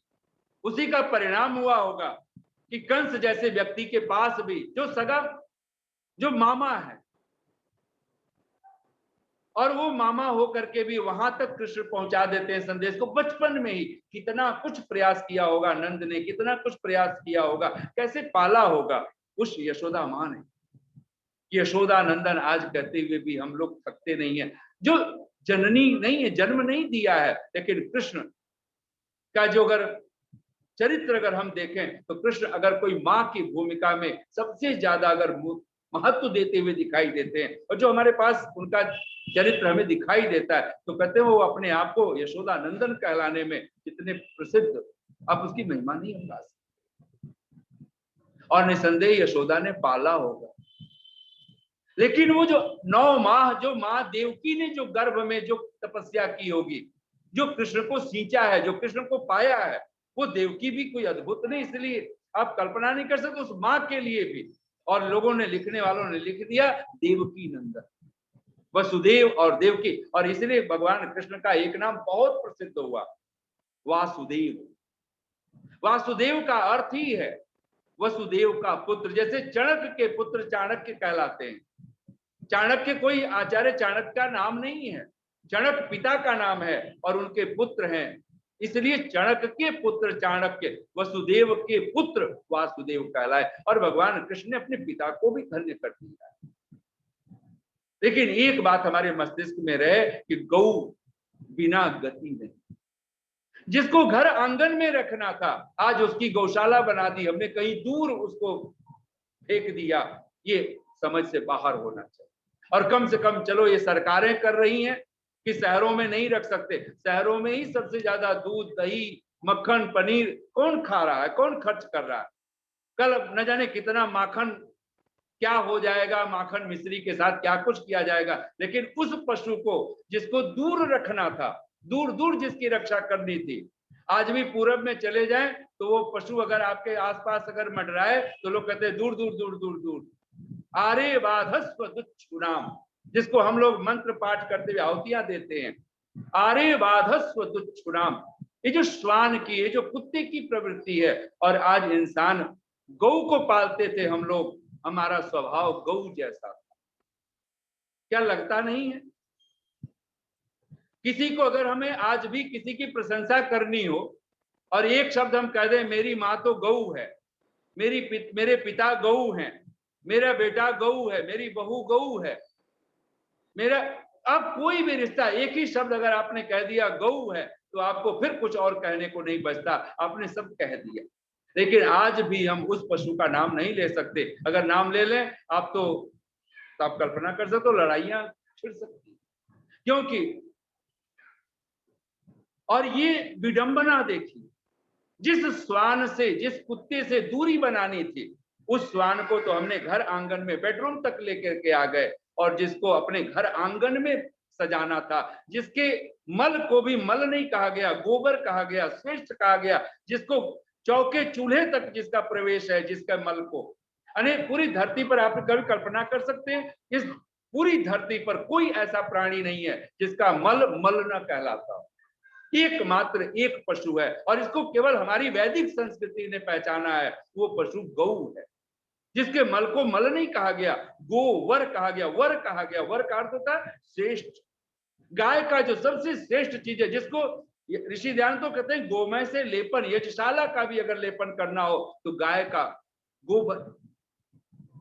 अपने किचन को, हम लोग बचपन में थे, हमारी माताएं अपने पूरे किचन को, रसोई घर को अगर लीपती थी तो गाय के गोबर से ही लेपन होता था। और उन्हीं के उपलों पर, उपले और किसी पशु के उपले पर कोई चीज पकाने के लिए नहीं कहा गया है, केवल गाय के गोबर के उपले पर ही। अगर बिहार में आज भी एक पकवान है जिसका नाम लिट्टी चोखा बोलते हैं, वो जो लिट्टी बनती है, जिसको जैसे राजस्थान में बाटी बोलते हैं, ऐसे वहां लिट्टी बनाते हैं, आटे का गोल गोल होता है, और उसको गाय के ही बने हुए उपलों पर सेका जाता है, खुले उपलों को कि आग जला करके उन पर वो अन्न पकाया जाता है। गोवर्धन, कृष्ण का वो चरित्र अगर बचपन से अगर हम लें तो कृष्ण कहते हैं कि गोपाल हैं, बाल गोपाल हैं, और गौओं को उन्होंने कभी छोड़ा। निसंदेह हम भी गोपाल बने। और गो शब्द गाय का तो है ही, गावः सदा शुचयः विश्वधायस, गौओं को माना गया सदा पवित्र हैं। और गौ नाम वेद वाणी का है, गौ नाम हमारी इंद्रियों का है, गौ नाम हमारी वाणी का है। गौ की इतनी प्रशंसा है, गौ नाम, गौ का तो है ही, गौ नाम अग्न्या का करके, स्त्री का भी एक नाम अग्न्या है, गौ है। यानी अगर, इसलिए अहंतव्या, अगर और किसी पशु को थोड़ा बहुत अगर चोट पहुंचाया भी जा सकता है किसी हिंसक पशु को, लेकिन एक पशु को तो कभी ताड़ना न करने योग्य कहा गया। वो पशु अगर कोई है तो गौ। दूसरी बात, हम कृष्ण भगवान का जो उदात्त चरित्र जब हम देखते हैं तो निसंदेह वो व्यक्तित्व है जो कुरुक्षेत्र की भूमि पर, जो युद्ध भूमि पर, जहां पे अर्जुन बिल्कुल कहता है कि मैं वो ब्राह्मण बनने को, सन्यासी बनने को राजी हो गया है, जिसको अपने पराये दिखाई देने लग गए हैं। युद्ध हाथ से, कहते हैं गांडी उसके हाथ से छूट गया, वे पथु कांपने लगा है, रोम हर्षश्च जायते, रोमांचित होने लगा है। और शायद आज की भूमिका में अगर कोई होता, ऐसी अवस्था हो, तो लोग कहेंगे इसको वैद्य के पास ले चलो, डॉक्टर के पास ले चलो, चिकित्सक के पास ले चलो। लेकिन उस समय कृष्ण ने सारथी बन करके, रथी अर्जुन है, पार्थ है, लेकिन वहां कोई सारथी जो रथ को हाँक रहा है, तो कृष्ण उस समय क्या वाक्य बोलते, क्लैब्यम मां स्म गमः पार्थ न एतत् त्वयि उपपद्यते। वहां एक फटकार लगाई है, एक दुत्कार लगाई है, जगाया है अर्जुन को। क्लैब्यम मां स्म गमः पार्थ न एतत् त्वयि उपपद्यते अनार्य जुष्टम अस्वर्ग्यम अकीर्तिकरम अर्जुन। ये शब्द कौन बोल रहा है? ये कृष्ण का ये उदात्त चरित्र बोल सकता है। और अर्जुन को यही सुनना था। ये अर्जुन इस समय तो क्लीवता को प्राप्त हो रहा है, क्लैब्यम, क्लीव बन रहा है, कायर बन रहा है, का पुरुष बन रहा है। ये वीरोचित नहीं है।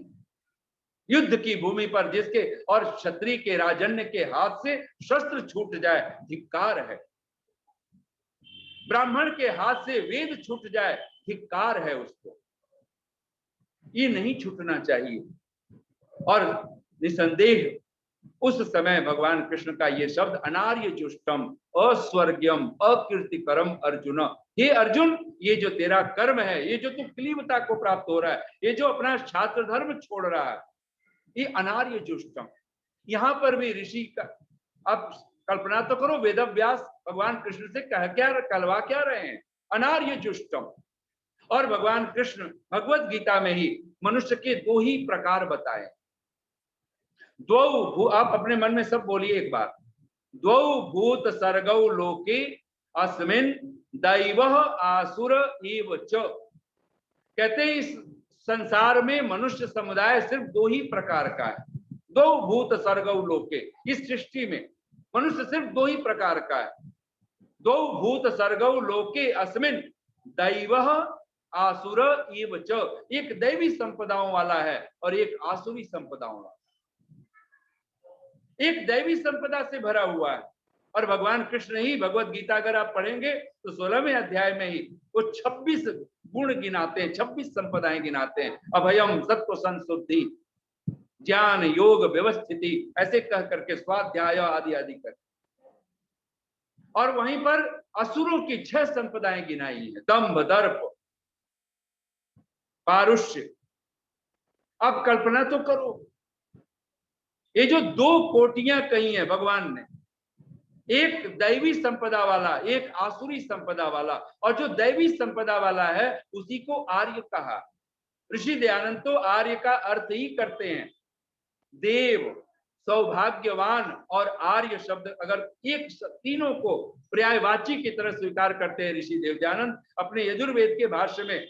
40वां जो अध्याय यजुर्वेद का 3रे मंत्र के भाष्य में ऋषि लिखते हैं, सहज रूप से जो निष्कपट एक सा आचरण करते हैं, जैसी आत्मा में वैसे ही मन में, वैसे ही वाणी में और वैसे ही शरीर से निष्कपट एक सा आचरण करते हैं, कहते वे ही देव हैं, आर्य हैं, सौभाग्यवान जन हैं और अखिल जगत पवित्र यंत। वो इस अखिल संसार को पवित्र करते हुए वो मानो विचरण करते हैं। यानी आर्य शब्द देव का पर्यायवाची है, आर्य शब्द सौभाग्य का पर्यायवाची है। और आर्य शब्द का अर्थ ऋषि अपने वेद भाष्यों में कहते हैं आर्य धर्म गुण कर्म स्वभाव युक्त। आर्य कौन होता है? जो धर्म युक्त गुण कर्म स्वभाव वाला है, जिसका जीवन और धर्म के जो 4 लक्षण मनु महाराज कह रहे हैं, जो हम लोग आजकल अपना विषय भी रखे हुए थे। भगवान कृष्ण के तो पूरे जीवन की जो संवेदना है वो धर्म के साथ है। अर्जुन को वो कही देते हैं, स्वधर्मे निधनम श्रेय पर धर्मो भयावह। ये जो स्वधर्म है, ये जो मानव धर्म है, फिर उसमें ब्राह्मण धर्म है, क्षत्रिय धर्म है, वैश्य धर्म है। ये अर्जुन तू क्षत्रिय है, तू राजन्य है, तू राजपुत्र है, और ये तुझे क्लीवता ठीक नहीं लगती। अनार्य जुष्टम, ये अनार्यों को उचित है। और कोई अनार्य ही हो सकता है कि अधर्म के आगे वो घुटने टेक, पाप के आगे, पाखंड के आगे। धर्म आपको जिताना होता है, इसलिए धर्मो रक्षति रक्षित, जो धर्म की रक्षा करता है, कहते हैं धर्म उसकी रक्षा करता है। और इसको बहुत आसान समझ लो, हम धन की रक्षा करते हैं। अब कोई कहे जी धर्म की रक्षा करेंगे, धर्म हमारी रक्षा करेगा, इसका क्या मतलब है? इसको ऐसे ही समझिए, जैसे आप धन की रक्षा करते हो तो धन आपकी रक्षा करता है, ये आपको हमको सबको पता है। ठीक ऐसे ही धन से पता नहीं रक्षा हो कि न हो, लेकिन जिसके पास धर्म है, धर्म सहज ही रक्षा करता है। कहते हैं ना, किसी को उजाड़ कर बसे तो क्या बसे, किसी को उजाड़ कर बसे तो क्या बसे, किसी को रुला कर हंसे तो क्या हंसे। निसंदेह वाक्य ये अद्भुत है। और जो इंसान, ये अनार्य जो होगा, वो दूसरों को उजाड़ करके, दूसरों को बर्बाद करके, दूसरों को नष्ट करके, और खुद वो आबाद होना चाहता है।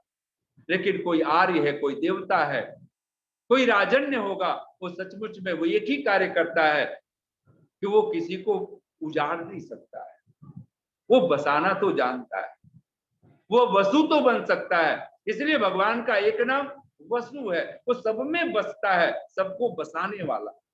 इसलिए भगवान भी सबको वास देने वाला है। लेकिन दुष्ट व्यक्ति वो है, अनार्य व्यक्ति वो है जो सबको उजाड़ने वाला। निसंदेह हम सब अगर ये विचार कर लें कि भगवान की प्रतिज्ञा ही है, और ये खास करके अगर हम चाहते हैं कि भगवान कृष्ण का जो उदात्त चरित्र है, जैसे लिखने वालों ने पूरे इतिहास को विकृत किया है, ऐसे ही भागवत की कथा ने भगवान कृष्ण के जीवन को विकृत किया है, जिसके लिए ऋषि दयानंद की मां के जैसी वेदना के साथ वो कह देते हैं कि भागवत को लिखने वाला, जिसकी आप सोच सकते हो, जिसकी कथाएं आज आसमान छूती हुई दिखाई देती, आज जिसके ऊपर बोलना भी बहुत कठिन है, क्या भागवत का खंडन करते नहीं कर पाएंगे, जबकि भागवत में ऐसी ऐसी कहानियां, ऐसी ऐसी कथाएं हैं कि जिनको आप कभी कह भी नहीं सकते, सुन भी नहीं सकते, चर्चा भी नहीं कर सकते। उस कृष्ण को चोर कह करके, मैं तो एक ऋषि दयानंद का ही भाष्य पढ़ता था, कहते चोर का एक नाम ऋषि ने लिखा अघसंस, तो लिखते हैं अघस्य पापस्य स्तोता चोरः, कहते जो पाप का प्रशंसक है वही चोर है। और कृष्ण को तो माखन चोरी की बात कही जाती है। सोचिए, जिन्होंने गाय के पीछे लग गए तो कोई कह दे कि गाय ही चुरा के ले गया, माखन चुरा रहा है, घी चुरा रहा है, दूध चुरा रहा है, अब कल्पना तो कर।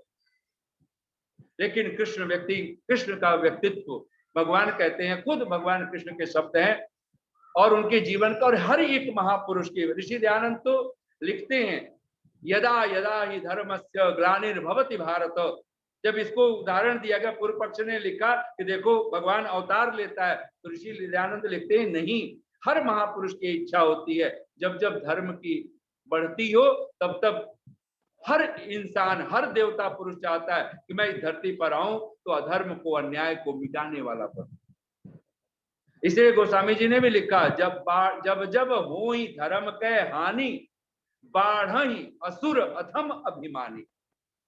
धर्म की हानि का क्या अर्थ है? जब असुर लोग बढ़ने लग जाएं, अधम लोग, निम्न नीच लोग, क्षुद्र लोग, अगर उनकी बढ़ती होती हो तो समझना चाहिए कि धर्म की हानि हो रही। और निसंदेह हम सब के जीवन में हम झांक के देखें, आज बाढ़ आई हुई है मानो अधर्म की, नीचता की, पराकाष्ठा। परित्राणाय, भगवान कृष्ण की तो प्रतिज्ञा ही है, परित्राणाय साधूनाम विनाशाय च दुष्कृताम धर्म संस्थापनार्थाय संभवामि युगे युगे। और ये हर ये, चाहे महर्षि पतंजलि, भगवान ब्रह्मा से लेकर के महर्षि जैमिनी पर्यंत, महर्षि देव दयानंद पर्यंत, सभी को अगर हम विचार करके सारे ऋषियों को अगर देखें, विचार करें, सोचें, सुने, तो इन सब की एक ही कामना है। और ऋषि देव दयानंद ने भी सारे जीवन भर जिसका उपदेश किया, और महर्षि देव दयानंद की ही अगर इतिहास में कोई महापुरुष होगा तो कृष्ण के चरित्र को सब साफ साफ नहीं लिख पाए हैं, लेकिन कोई एक महापुरुष है जिसने ऋषि दयानंद ने भगवान कृष्ण को आप्त पुरुष कह करके पुकारा। भगवान वेद व्यास तो कह रहे हैं वो, लेकिन उस ग्रंथ को पढ़ कौन रहा है? आज लोग कहते हैं महाभारत नहीं पढ़ेंगे क्योंकि महाभारत हो जाएगा। हमने तो युद्ध को भी महाभारत बना दिया, जबकि महाभारत का अर्थ होता है महान भारत। भरत वंशियों की जो गाथा है उसको महाभारत कहा गया। रघुवंशियों की जो गाथा है वो रामायण है, रघुकुल रीति। और सचमुच में भगवान कृष्ण की तो एक ही प्रतिज्ञा है, परित्राणाय साधूनाम। अगर हम सचमुच में कृष्ण के, भगवान कृष्ण के चरित्र पर बढ़ना चाहते हैं तो अपने घर में, अपने परिवार में, अपने समाज में, राष्ट्र में एक कार्य करें। जो साधु हैं, जो सज्जन लोग हैं, उनकी रक्षा, उनकी सुरक्षा में हम अपना जीवन लगाएं। और आपके घर में कोई भोला है, मैं तो कहा करता हूं, अगर आपके 2 बेटे हैं, उदाहरण के लिए हाथ से में लीजिएगा, अगर आपके पास 2 बेटे हैं, एक आपको दुष्ट जैसा दिखाई देता है, एक सज्जन है, भोला है, आप किसकी पूजा करते हो? किसको सबसे पहले खिलाते पिलाते हो? उसी दुष्ट को। जबकि बचपन से चाहते तो उसी की पूजा करते, उसी को बेटा खा लेता। और जो सज्जन है वो 20-22 साल तक वो ये राजनीति देख रहा होता है कि अगर कुछ अच्छा पाना है, अच्छा खाना है, अच्छा पीना है तो तुझे वो दुष्ट जैसा आचरण करना हो। ये नहीं होना चाहिए। आचार्य चाणक्य ने तो कहा था, अपूज्या यत्र पूज्यन्ते पूज्यानाम च अवमानना त्रीणि तत्र वर्तन्ते दुर्भिक्षम मरणम भयम। जहां अपूज्य लोग पूजे जाते हैं और पूज्य लोगों का जहां अपमान होता है, अवमानना होती है, कहते वहां दुर्भिक्ष होता है, अकाल पड़ता है, सूखा पड़ता है। दूसरी घटना कहते मरणम, वहां पर मृत्यु का तांडव मचता है। और तीसरा कहते भयम, वहां पे आतंक बना रहता है, भय बना रहता है। ये अवस्था, ये सबसे, एक मिनट अवकाश, बच्चों को हटा दो थोड़ी सी।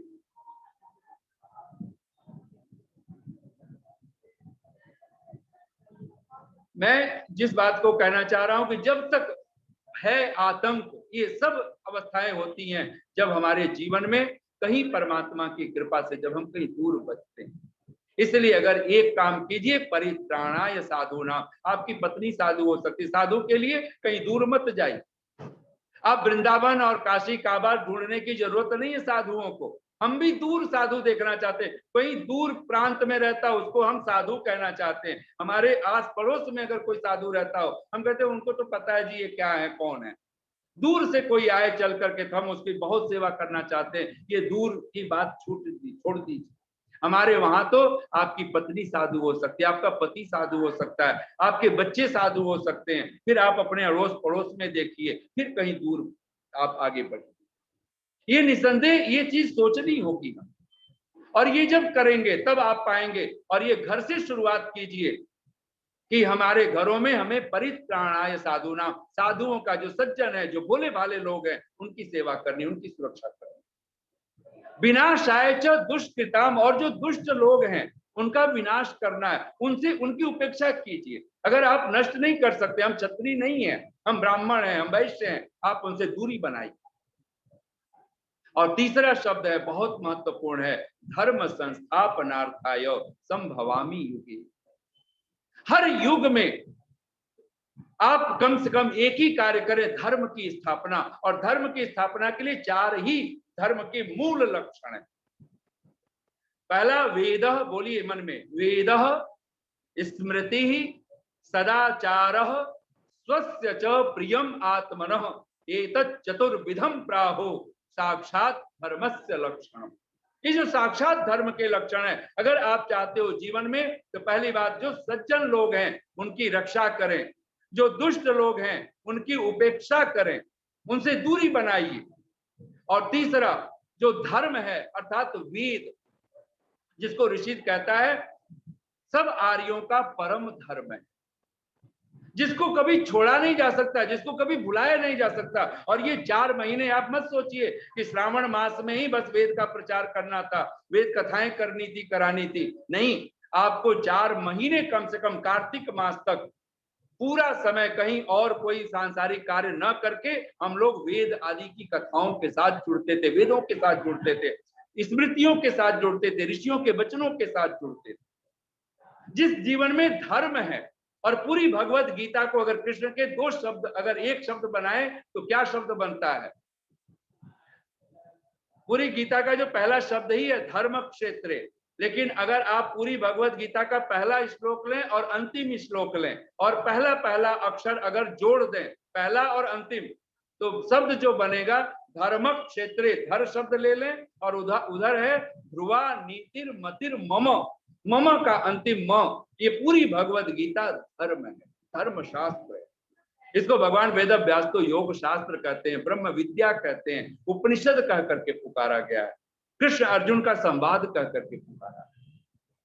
और पूरी भगवत गीता का जो 12वां अध्याय है, इसको भक्ति और इसको धर्म के लक्षणों से ओतप्रोत अगर देखना हो तो अद्भुत रूप है। तो मैं घड़ी पे नजर पहुंच गई है, चूंकि मैंने लेट से प्रारंभ किया तो मैं बिल्कुल समय क्रॉस कर चुका हूं। और मैं चाहता हूं, मन में तो बहुत कुछ है कि आपको ये भी कहे और कृष्ण भगवान के बारे में तो क्या कुछ कह दो। मैंने तो कभी लिखा था, कभी एक कवि की पंक्ति थी राम जी के लिए, और उसी आधार पे मैंने कृष्ण के लिए लिखा था, किस रावण की काटूं बाहें, किस लंका को आग लगाऊं, किस रावण की काटूं बाहें, किस लंका को आग लगाऊं, घर घर रावण पग पग लंका, बोलो इतने राम कहां से लाऊं। तब इन्हीं पर ये पंक्तियां मैंने लिखी थी कभी आज से 8-10 वर्ष पहले। किस दुर्योधन की मेवा त्यागूं, किस दुर्योधन की मेवा त्यागूं, किस विदुर की कुटिया में जाऊं, किस दुर्योधन की मेवा त्यागूं, किस विदुर की कुटिया में जाऊं, घर घर दुर्योधन पग पग महाभारत, बोलो इतने कृष्ण कहां से लाऊं। ताता थैया सारे गम पेट नहीं भरने वाले, ताता थैया सारे गम पेट नहीं भरने वाले, जो हाथों को काम दिलाए ऐसा कोई गीत कहो। इश्क मोहब्बत के मौजों पर अब तक हमने बहुत सुना, इश्क मोहब्बत के मौजों पर अब तक हमने बहुत सुना, जो मन के संताप मिटाए ऐसा कोई गीत कहो। हिटलर, नादिर और तैमूर को अब तक हमने बहुत पढ़ा, हिटलर, नादिर और तैमूर को, इन आतताइयों को, आतंकियों को ही हमने इतिहास बना करके हमने रखा हुआ है।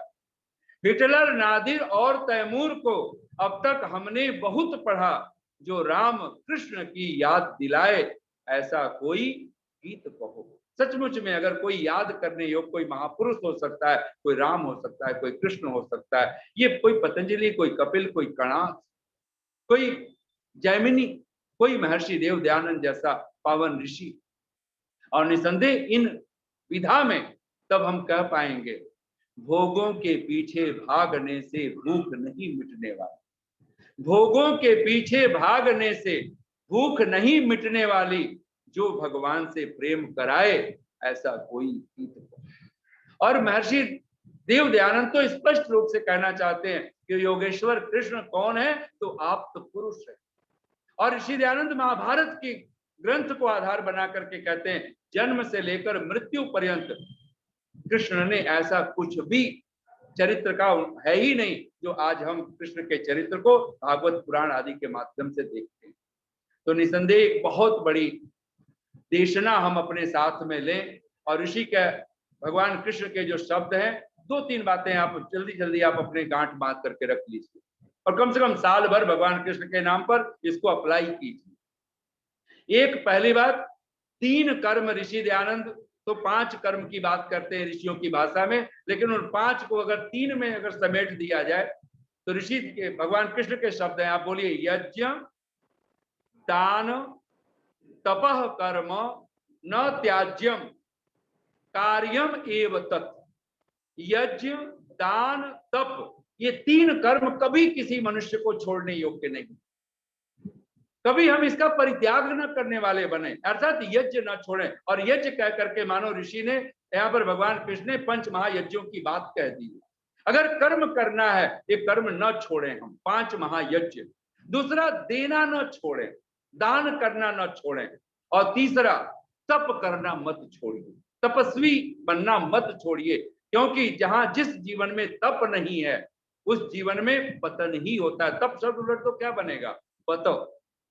अगर उत्थान चाहिए तो तप चाहिए, अगर पतन चाहिए तो तप को उलट दो, फिर वही होना है।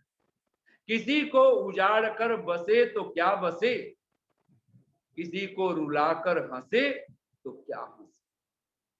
आइए अंत में 4 पंक्तियां कहता हुआ वाणी को विराम दे रहा हूं और भगवान से प्रार्थना करते हुए, मैंने यहाँ पर आदर्श नगर में जहाँ पे जिस समाज में बैठा हुआ हूँ यहाँ पे भी मैंने वो पंक्तियां बोली हैं और मन में तो बहुत सारे दृष्टांत आते थे, लेकिन फिर समय की विडंबना है और हम लोगों को लगता है कि अब इतना बोल चुका भी, जैसा लगता है शुरुआत हो रही है।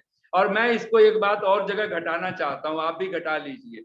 जैसे वक्ता को कितना भी समय मिले कम ही पड़ता है, ऐसे ही जिस दिन आपकी संध्या में जितना समय लगाएं और आपको लगे अरे कम पड़ गया समय तो और संध्या में बैठना था, तो समझना कि आप भगवान के साथ होने लगे।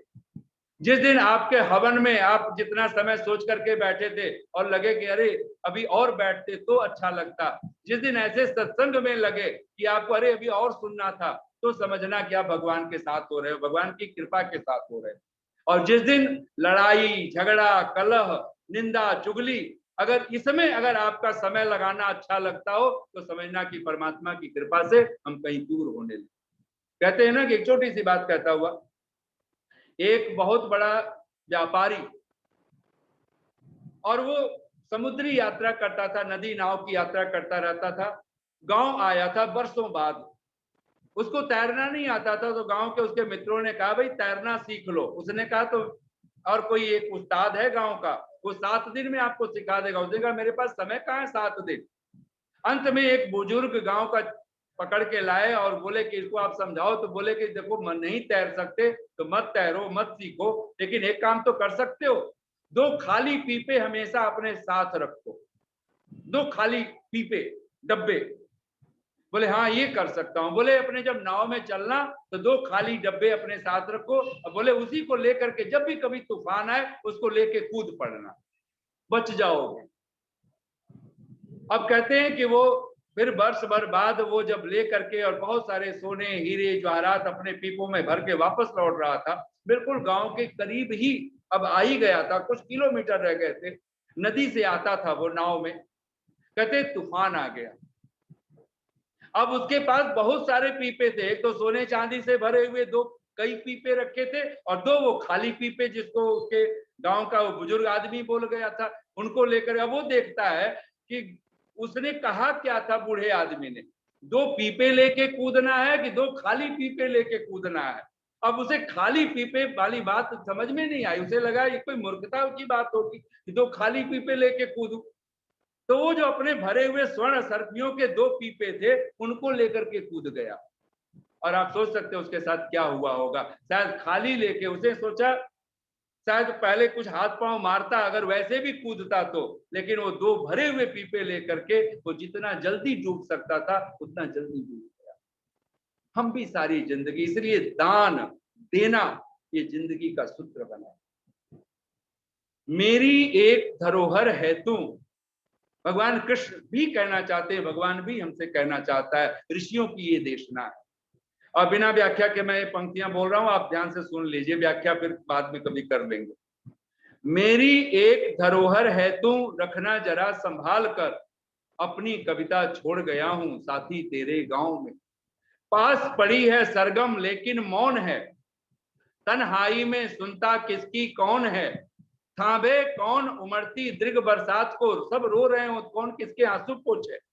थांबे कौन उमड़ती दृग बरसात को, एक साधना फूल खिलाया बड़े तन से पाल कर, मुरझ न जाए कहीं देखना यह पीपल के छांव में। इस संसार का ही नाम अश्वत्थ है, पीपल का वृक्ष है, इसके नीचे कोई फलता फूलता नहीं है। वो वृक्ष ऊर्ध्व मूलम अधः शाखा, वह परमात्मा का वृक्ष है, उसकी एक बार चरण शरण पहुंच गए तो बात बन सकती है।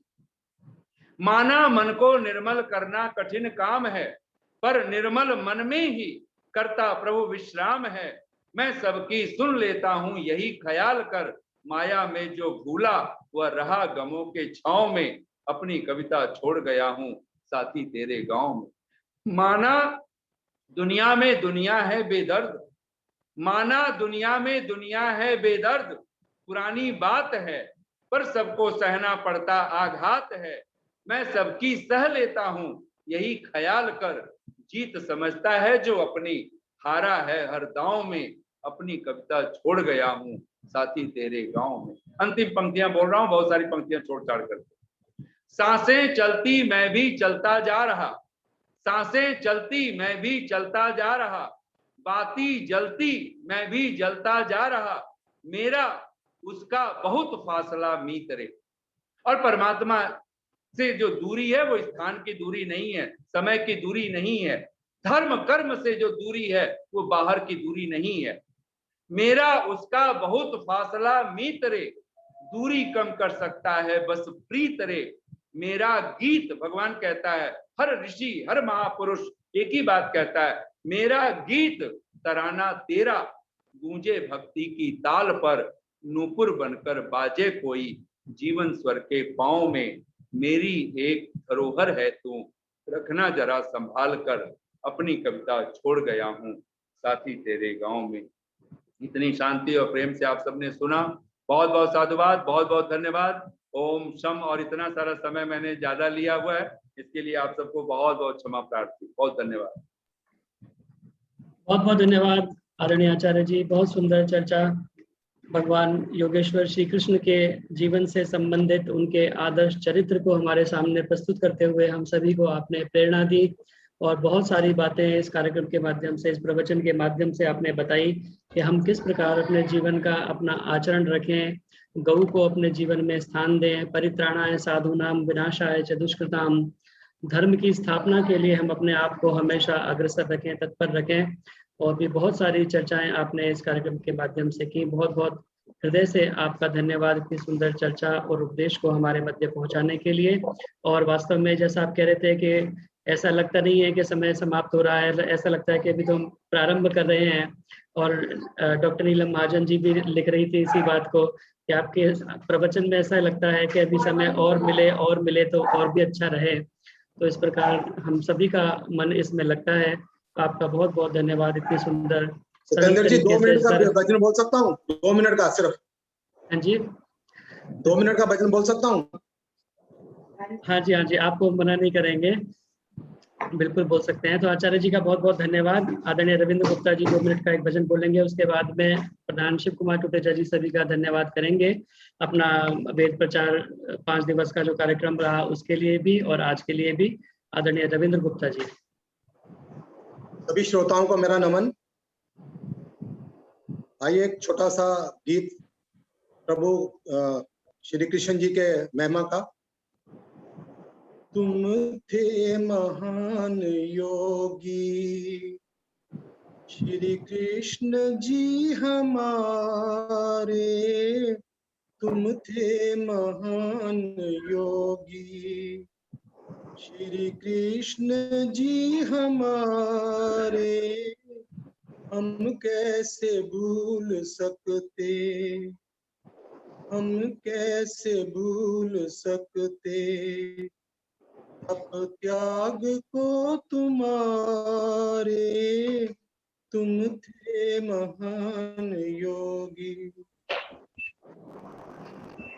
ग्वालों के साथ ऐसे लगते थे तुम अलग से, ग्वालों के साथ ऐसे लगते थे तुम अलग से, जैसे हो चांद तुम और, जैसे हो चांद तुम और, ग्वाल सब सितारे, हम कैसे भूल सकते।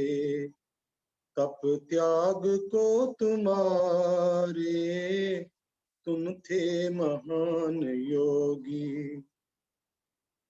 कितना कठोर व्रत था, ब्रह्मचर्य व्रत को पाला। कितना कठोर व्रत था, ब्रह्मचर्य व्रत को पाला।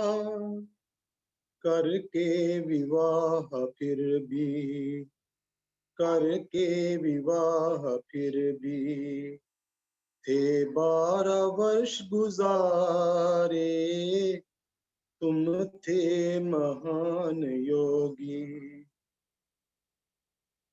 अर्जुन को देख कायर, गीता का ज्ञान देकर। अर्जुन को देख कायर, गीता का ज्ञान देकर।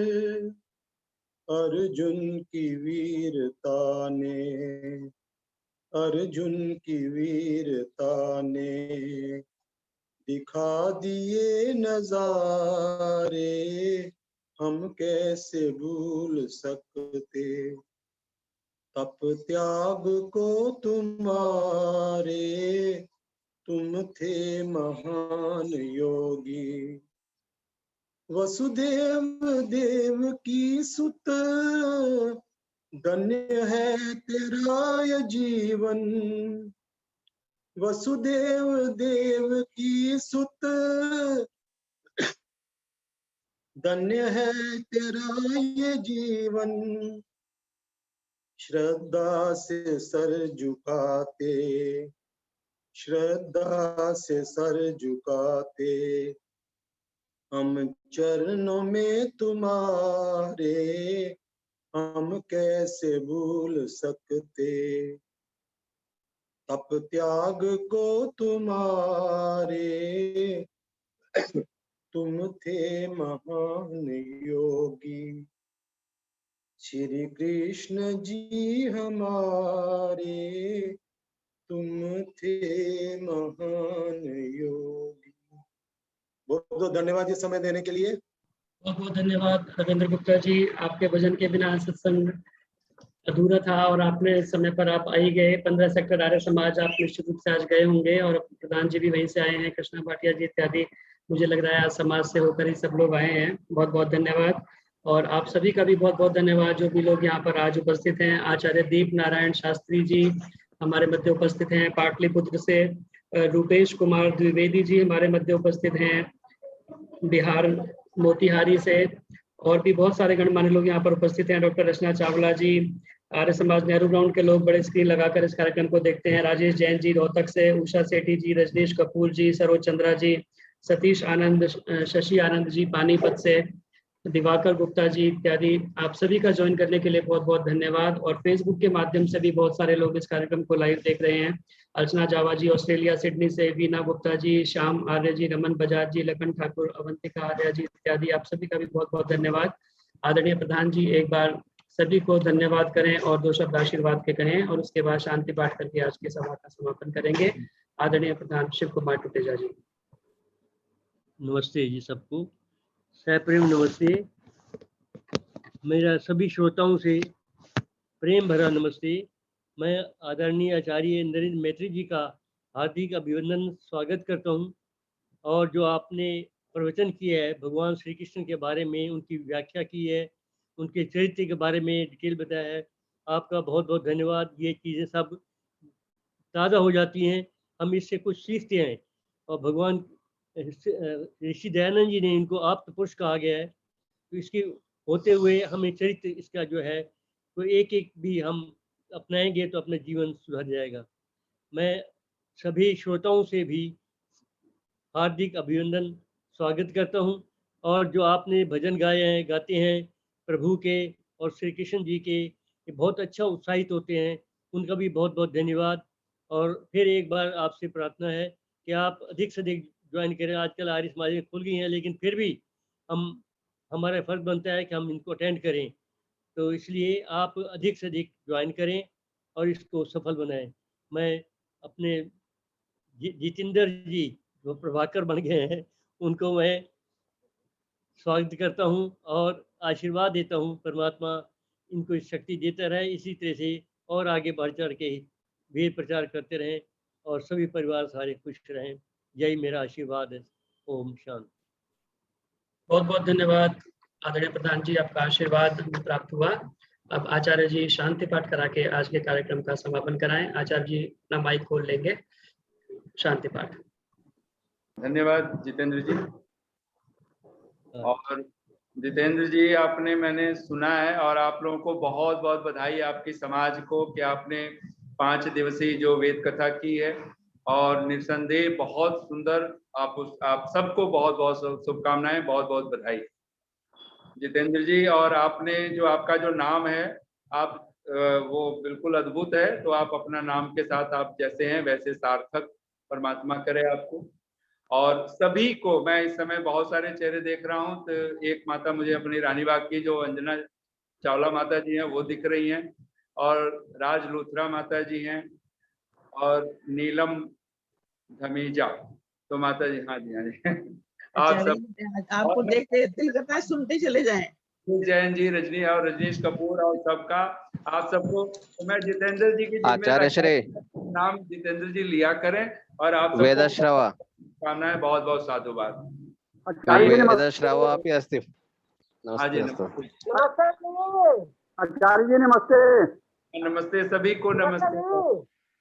एक बार आचार्य जी को शांति पाठ करने दें, उसके बाद में फिर हम अनौपचारिक रूप से चर्चा कर पाएंगे बाद में। ओम द्यौः शान्तिरन्तरिक्षं पृथिवी शांतिराप शांतिरोषधयः शांतिः वनस्पतयः शांतिर्विश्वे देवाः शांतिर्ब्रह्म शांतिः सर्वं शांतिः शांतिरेव शांतिः सामा शांतिरेधि। ओम शांति शांति शांति। सच्चिदानंद स्वरूप भगवान की जय हो। सत्य सनातन वैदिक धर्म की जय हो। मर्यादा पुरुषोत्तम भगवान श्री राम की जय हो। योगेश्वर भगवान श्री कृष्ण की जय हो। विश्व गुरु महर्षि देव दयानंद सरस्वती की जय हो। गुरुवर स्वामी पूर्णानंद जी महाराज की जय हो। गुरुवर स्वामी ब्रजानंद महाराज की जय हो। सब ऋषियों मुनियों संतों महापुरुषों की जय हो। देश धर्म पर बलिदान होने वाले वीर वीरांगनाओं की जय हो। उद्घोष इंद्रम वर्धन्तो अप्तुरः कृण्वन्तो विश्वमार्यम् अपघ्नन्तो अरावणः ध्वनिः। ओम